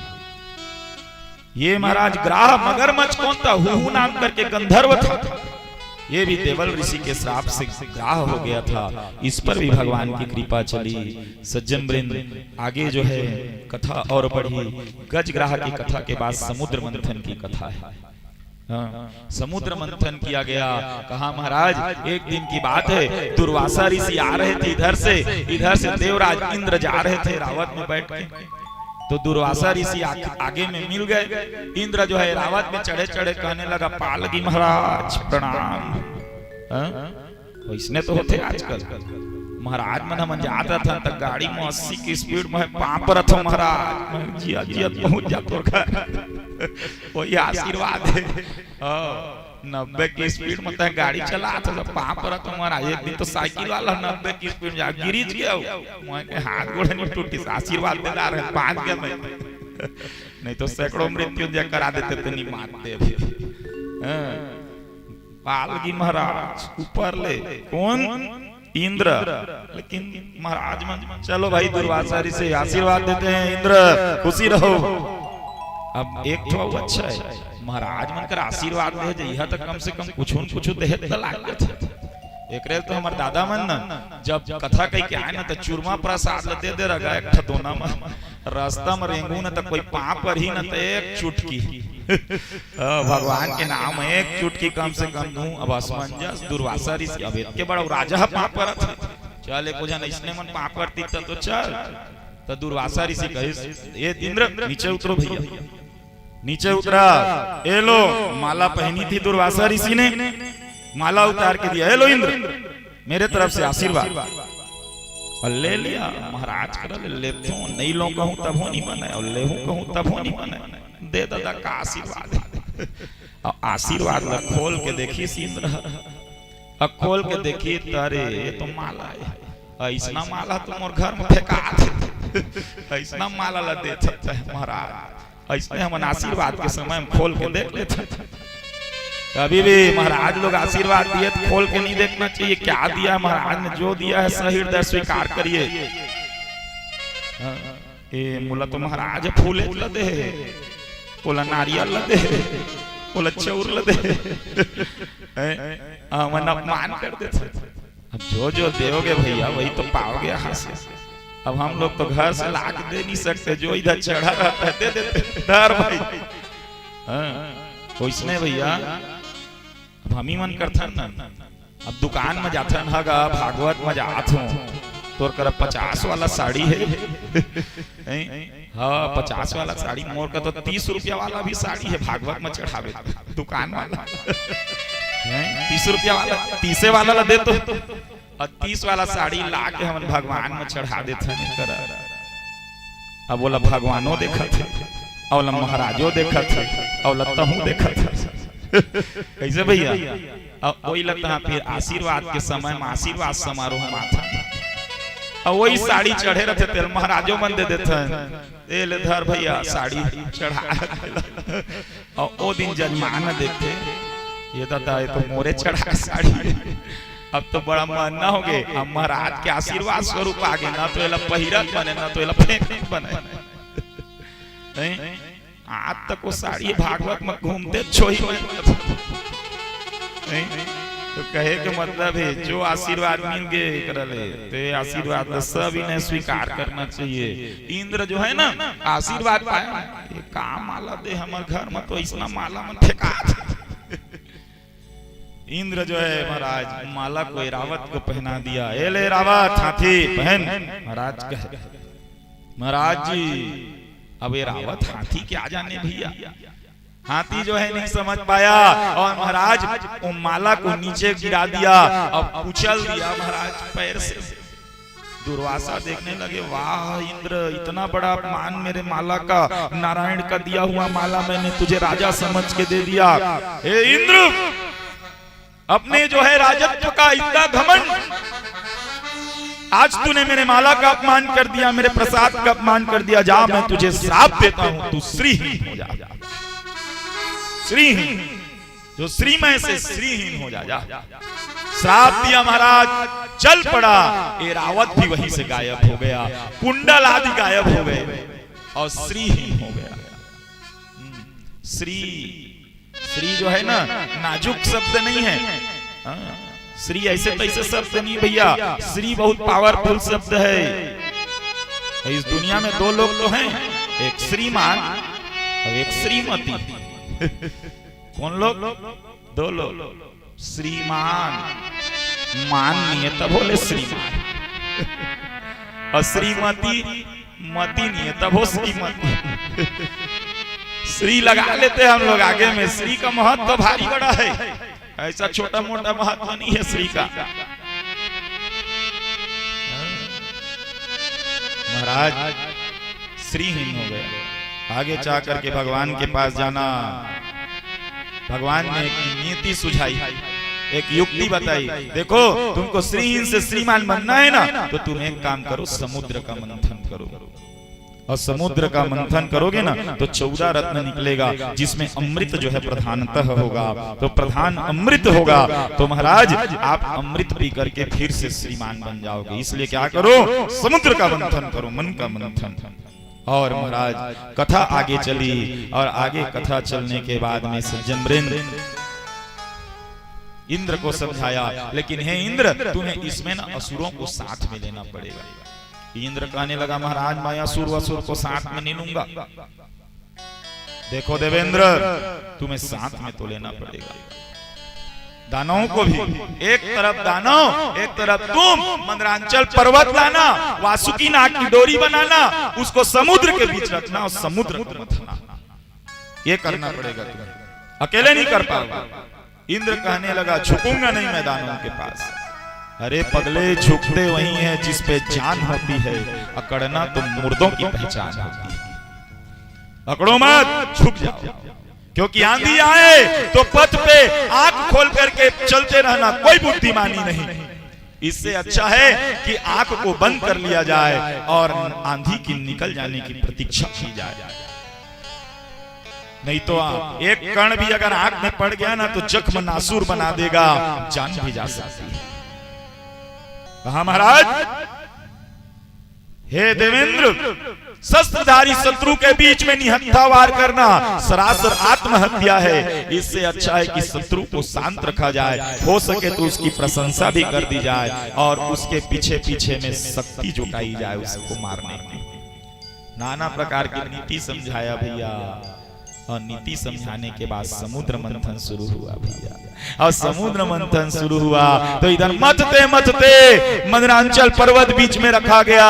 भगवान का कच्छप अवतार हुआ जो पीठ में रखा गया मंदरांचल पर्वत को। और महाराज वासुकी नाग की डोरी एक तरफ मुख की ओर को दानव लोग खींचने लगे, पूंछ की ओर देवता लोग खींचने लगे, और देखते देखते मथाने लगा महाराज। और समुद्र मंथन से सबसे पहला जहर निकला। जहर, और जहर निकला ना तो भगवान विष्णु छिप गए जाके, खोजा रे भगवान लाए तो अमृत निकल ही कहत रही। यहाँ ले तो जहर निकल गए तो सामने भगवान शंकर खड़े रहे। कहे दादा अब तू ये बचावा है जहर ले, विष्णु भगवान तो दिखत नहीं है, कहाँ के तो इसके बाद में संजन विष को पान करने के लिए भगवान शंकर को नियुक्त किया गया। शंकर भगवान ने जहर पिया, क्योंकि मनुज दूध से तनुज रुधिर से और देव सुधा से जीते हैं, लेकिन इस जीवन का हलाहल विष मेरे महादेव ही पीते हैं। विष निकला, भगवान ने कंठ में ही रोक दिया, इसीलिए भगवान का एक नाम पड़ गया नीलकंठ। आगे चल करके फिर समुद्र को मथा, और समुद्र को मथने के बाद चंद्रमा निकला। भगवान जो है ना पी करके, भांग पी करके ना, जहर पी के गर्मी आ गए थे, भगवान के मस्तक में जाके चंद्रमा फिट कर दिया, जाओ भगवान ठंडा ठंडा कूल कूल रहो। इसके बाद में फिर मथा गया महाराज, और फिर मथा गया तो उसके बाद में उस समुद्र मंथन से लक्ष्मी प्रकट होने लगी। प्रेम से बोलिए लक्ष्मी मैया की जय हो। अच्छा दिन का कथा होते आज हमार, इसी दिन धनवंतरी आया था, आज एक दिन धनतेरस के दिन और कथा निकले। मतलब आज धनवंतरी कथा चलते तो आज हम पुण्य के भागीदारी बन गए। आज एक दिन धनवंतरी अवतार हो रही, आज एक दिन धनवंतरी कथा चलते। तो कहने का मतलब है भैया, लक्ष्मी निकला, ओत का टाइम जहर निकली तो भगवान भाग के रही थी, और लक्ष्मी निकली तो सबसे नंबर 1 में खड़े हो गए भगवान। इंद्र मन कहे बाप रे भगवान, तू तो जहर निकली तो दिखा नहीं हो, लक्ष्मी निकली तैती, तू मन चुपचाप कर, अभी काम करा, क्या निकल रहा है, कहाँ खड़ा हूँ, तुम लोग देखो मत, अपना काम करो। अब इधर भगवान माँ लक्ष्मी आई, और लक्ष्मी जो है विष्णु को वरमाल धारण कराई, और वरमाल धारण करा करके आज जो है लक्ष्मी जी विष्णु को वरण करी भैया। फिर समुद्र मंथन शुरू हुआ, और समुद्र मंथन से कौस्तुभ मणि निकलने लगा। कौस्तुभ मणि, अब कौस्तुभ मणि निकला ना तो फिर भगवान आगे में आ खड़े हो गए। इंद्र कहने लगा बाप रे भगवान, अभी लक्ष्मी लेके गिरा प्रभु, इतने जल्दी फिर आ गया। कहा सुना है मैंने कौस्तुभ मणि निकला है, मेरे को ये बताओ यहाँ निकलता है जो चीज, वो आपको पता कैसे चलता है? हाँ निकला तो है। तो कहा इंद्र चल कौस्तुभ मणि निकाल, कौस्तुभ मणि दे मेरे को। भगवान ने तो अच्छा कबूता बना है तू, हम समुद्र मथा जात है और तू सामान में लधर के ले जात। तो कहे चुपचाप कौस्तुभ मणि निकाल। कौस्तुभ मणि भगवान को दिया। फिर समुद्र मंथन हुआ महाराज, और समुद्र मंथन हो रहा था तो उसमें से पारिजात वृक्ष निकला। अब पारिजात निकला, भगवान फिर आ रहे थे आधे रास्ते से, भगवान कहते हैं सुना पारिजात वृक्ष निकला है। इंद्र कहने लगा देखा महाराज, अभी तक तो तू जितना सामान ले जे है ना मैं चुप रहे, और अगर तू पारिजात कभी ले गया तो हम समुद्र मंथन लीच कर रोक दे। तो अच्छा काम बनाया है, यहाँ मर मर के समुद्र मंथन करवा था, और आ के सामान ल सब लेके घर भरा था। तो कहा तुमको योजना कौन बताया है? तो योजना बताया है तेकर मतलब सब सामान तोरे थोड़ी है, ये मेरा 10 जन हो बैठे सब क्या भी आता है। भगवान कहीं सभी रख ले रहे इंद्र पारिजात की पेड़ ला, लेकिन एक बात याद रखबे, द्वापर युग में मैं आऊं और ये पारिजात तो स्वर्ग लोक ले उखाड़ के महाराज पारिजात को भी छोड़ना। आगे चल के सज्जन वृंद 14 रत्न निकला, कहां से? समुद्र मंथन से। श्री रंभा विश्वारुणी अमीय शंख गजराज धनुष कल्पतरु वैद्यमणि कामधेनु शशिबाज। उच्चैश्रवा घोड़ा निकला, रंभादि देवांगनाएं निकली, शराब निकला महाराज, धनुष निकला, कल्प वृक्ष निकला, कौस्तुभ मणि निकला, चंद्रमा निकला, शंख निकला, और ऐसे करते करते धन्वंतरी महाराज अमृत का कलश को लेकर के निकले। प्रेम से बोलिए धन्वंतरी भगवान की जय हो। आगे चल करके धन्वंतरी भगवान का प्रागट्य, और महाराज असुर लोग जैसे ही अमृत को देखे झपट्टा मारने लगे, और झपट्टा मारते हुए आज अमृत का कलश असुरों के हाथ में आना।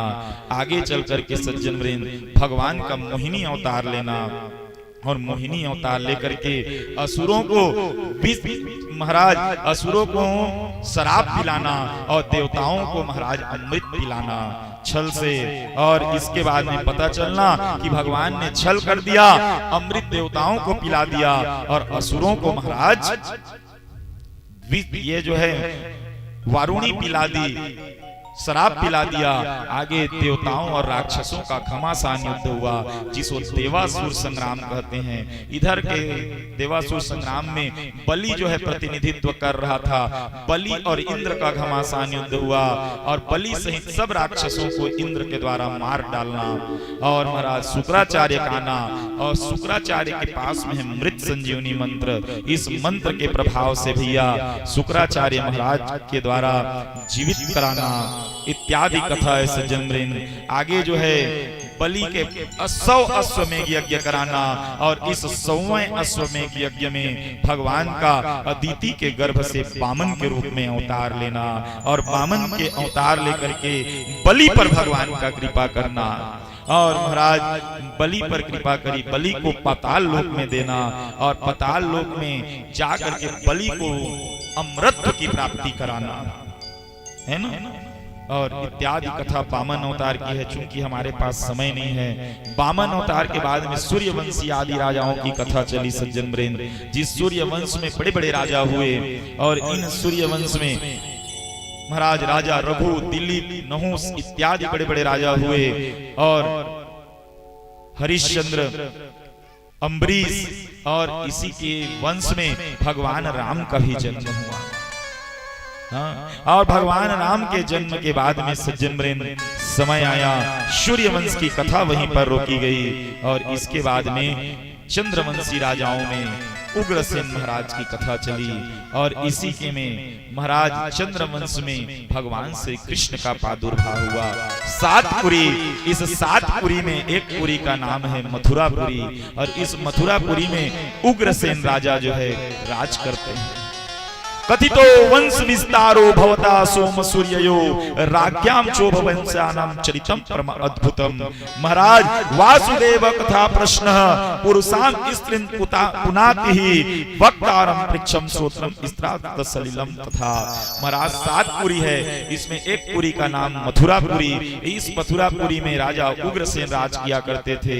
इसी उग्रसेन का पुत्र हुआ कंस। आगे चल करके कंस को जो है राजा बनाया गया। महाराज कंस ने अस्थि प्राप्ति के साथ में विवाह करना, और इसके बाद में विवाह करने के बाद में समय आया, इनकी एक बहन है चाचा देवक की पुत्री देवकी। इन देवकी का विवाह जो है वसुदेव जी के साथ में तय करना, और वसुदेव जी के साथ तय किया।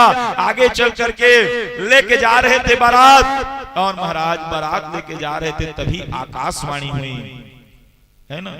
वसुदेव जी के साथ में विवाह तय किया, विदाई हो रही थी, तो उसी समय में आकाशवाणी हुई, अरे कंस, जिस बहन को तू छोड़ने जा रहा है, विदाई कर रहा है, हे कंस, इसी बहन के 8वां लाल तेरा काल होगा।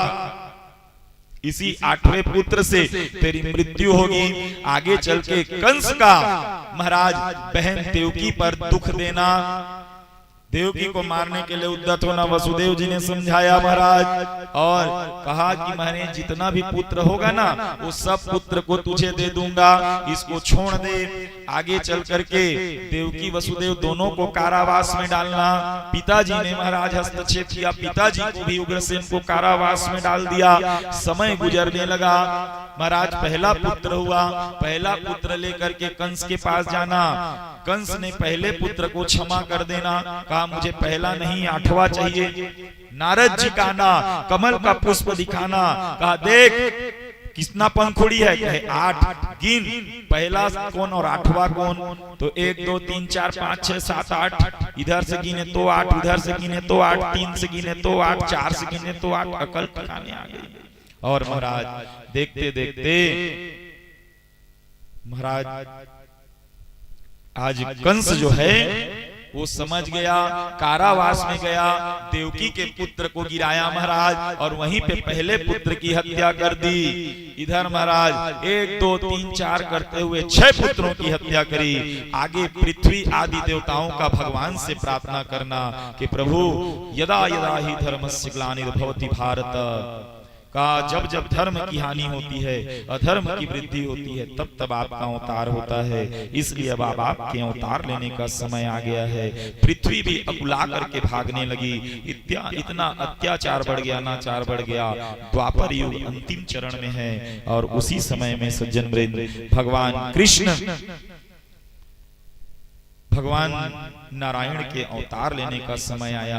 भगवान नारायण ने सबसे पहले शेष को भेजा बलराम जी को, और बलराम जी जो है 7वां पुत्र के रूप में इधर आ गए। कहा देवकी के गर्भ में। तो बाद में नारद जी का आना और संकर्षण विधि से, ट्रांसफर विधि से देवकी के गर्भ वाला बालक को इन्हीं वसुदेव जी की एक और पत्नी जिसका नाम रोहिणी है, उस रोहिणी के गर्भ में भेजा।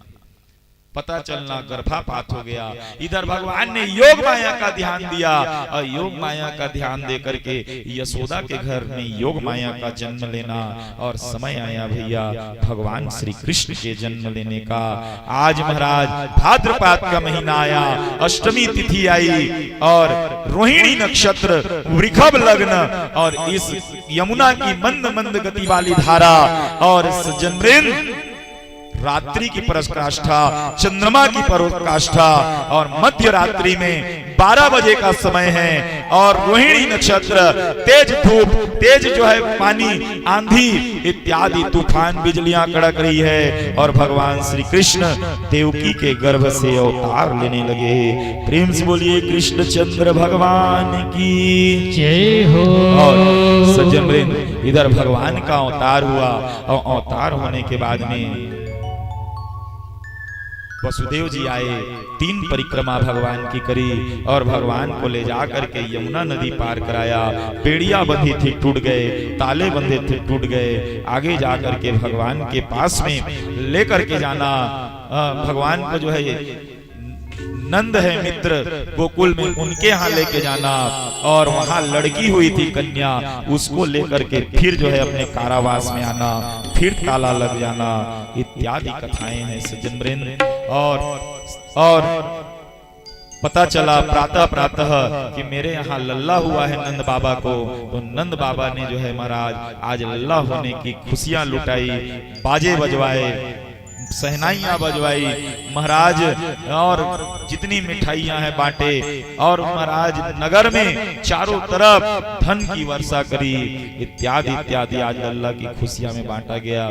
तो सज्जन वृंद हमारी कथा यही तक, थोड़ा शार्ट कट लेना पड़ा, समय हो गया, धनतेरस का दिन है, सबको दिया बत्ती जलाना है ना।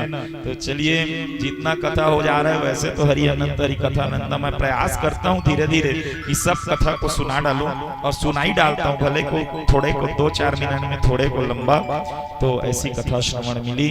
आज हम यहीं पे कथा को रोकते हैं। कृष्ण जन्म में कल हम लोग रुक्मिणी विवाह करेंगे, है ना। तो आज कृष्ण जन्म में भी आप लोग खिलौना वगैरह निछावर चढ़ा सकते हैं भगवान में। कल रुक्मिणी विवाह करेंगे तो आप दहेज वगैरह भी चढ़ा सकते हैं कल रुक्मिणी विवाह के इस शुभ अवसर पर। तो आइए अभी की कथा यहीं तक हम कृष्ण जन्म करें भैया। श्यामाय रे घन श्यामाय रे, श्यामाय रे घन श्यामाय रे, श्यामाय श्यामाय श्यामाय रे, श्यामाय श्यामाय श्यामाय रे।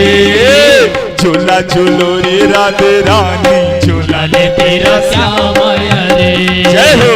झूला झूले राधा रानी, झूला ले तेरा श्यामाय रे।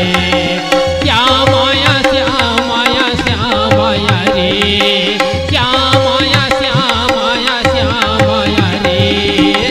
झूला झूलो रे राधे रानी, झूला ले तेरा श्यामाय रे।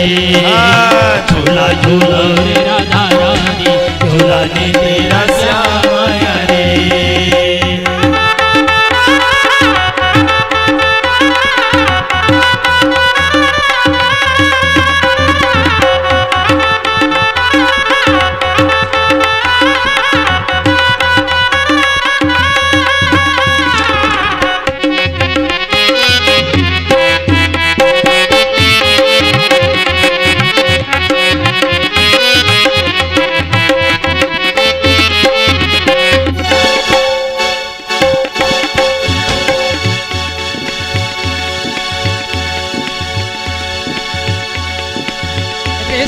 डोरी है बाहों की पलना, हाथों की पलना, हाथों की पलना। रेशम की डोरी है बाहों की पलना, हाथों की पलना। न भिगोए राधा रानी दुल्हन तेरा श्याम आया रे। झूला झूलो रे राधे रानी, झूला ने तेरा श्याम आया रे। श्याम आया, श्याम आया, श्याम आया रे। श्याम आया, श्याम आया, श्याम आया रे। झूला झूलो रे राधे रानी, झूला ने तेरा श्याम आया रे। झूला झूलो रे राधे रानी, झूला ने तेरा श्याम आया रे।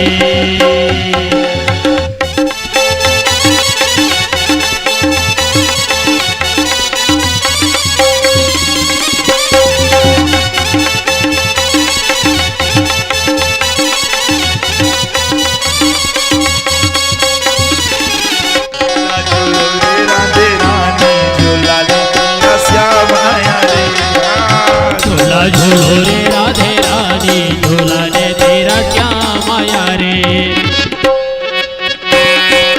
सावन की बरसे है रिमझिम बदरिया, रिमझिम बदरिया, रिमझिम बदरिया। सावन की बरसे है रिमझिम बदरिया, रिमझिम बदरिया, रिमझिम बदरिया। सब लोग ताली बजाते हुए। सावन की बरसे है रिमझिम बदरिया, रिमझिम बदरिया, रिमझिम बदरिया। झूला ने तुझको झूलाने और राधे तेरा श्याम आया रे। झूला झूलो रे राधा रानी, झूला ने तेरा श्याम आया रे। झूला झूलो रे राधे रानी, श्याम आया, श्याम आया, श्याम आया रे। श्याम आया, श्याम आया, श्याम आया रे। झूला झूलो रे राधा रानी, झूला ने तेरा श्याम आया रे। झूला झूलो रे राधे रानी, झूला ने तेरा श्याम आया रे।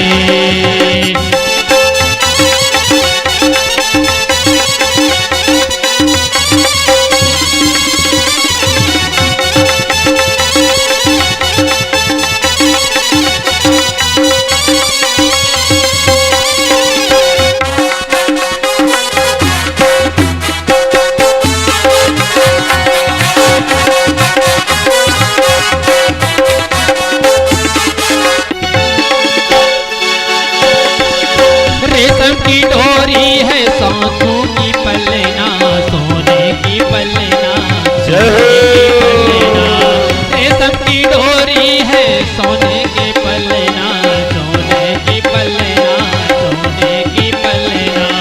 झूला झूलो रे राधे रानी, झूला झूलो रे राधे रानी, झूला ने तेरा श्याम आया रे। झूला झूलो रे राधे रानी, झूला ने तेरा श्याम आया रे। श्याम आया, श्याम आया, श्याम आया रे। श्याम आया, श्याम आया, श्याम आया रे।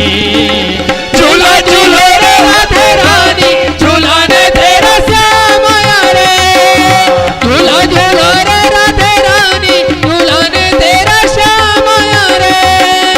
झूला झूलो रे राधे रानी, झूला ने तेरा श्याम आया रे।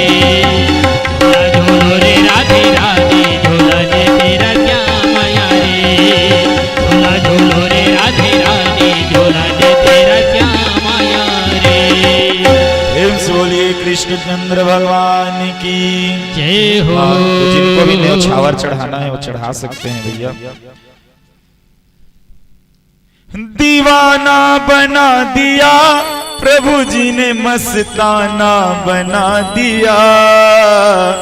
ओ गिरधारी ओ बनवारी, ओ गिरधारी तेरी यारी ने दीवाना बना दिया। गिरधारी तेरी यारी ने दीवाना बना दिया। दीवाना बना दिया मुझे, मस्ताना बना दिया। दीवाना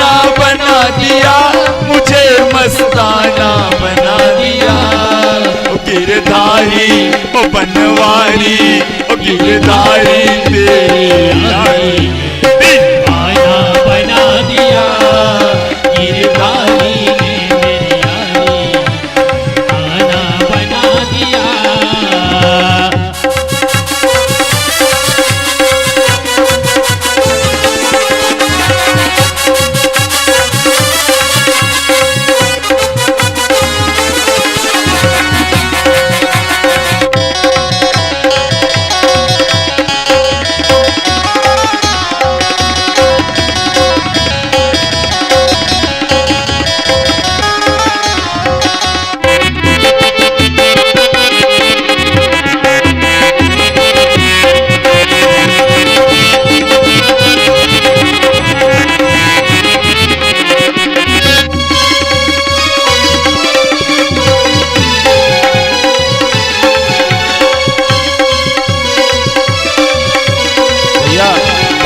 थोड़ा ऐसे करिए ना,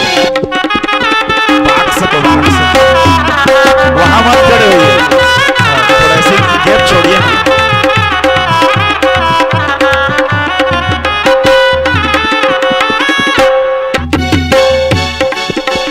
वृंदावन के किशन कन्हैया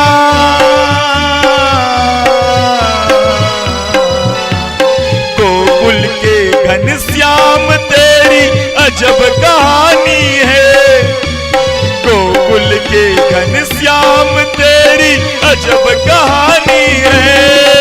अरे ओ सावरे तेरी दुनिया दीवानी है, अरे ओ सावरे तेरी दुनिया दीवानी है, ओ सावरे तेरी दुनिया दीवानी है, ओ सावरे तेरी दुनिया दीवानी है। गोकुल के घनश्याम तेरी अजब कहानी है, हाँ। गोकुल के घनश्याम दीवानी अजब कहानी है, अरे सावरे तेरी दुनिया दीवानी है, अरे ओ सावरे तेरी दुनिया दीवानी है, अरे ओ सावरे तेरी दुनिया दीवानी है, ओ सावरे तेरी दुनिया दीवानी है, अरे ओ सावरे तेरी दुनिया दीवानी है। अरे ओ सावरे तेरी दुनिया दीवानी है। प्रेम से बोलिए कृष्णचंद्र भगवान की जय हो। चलिए आरती जला लेंगे।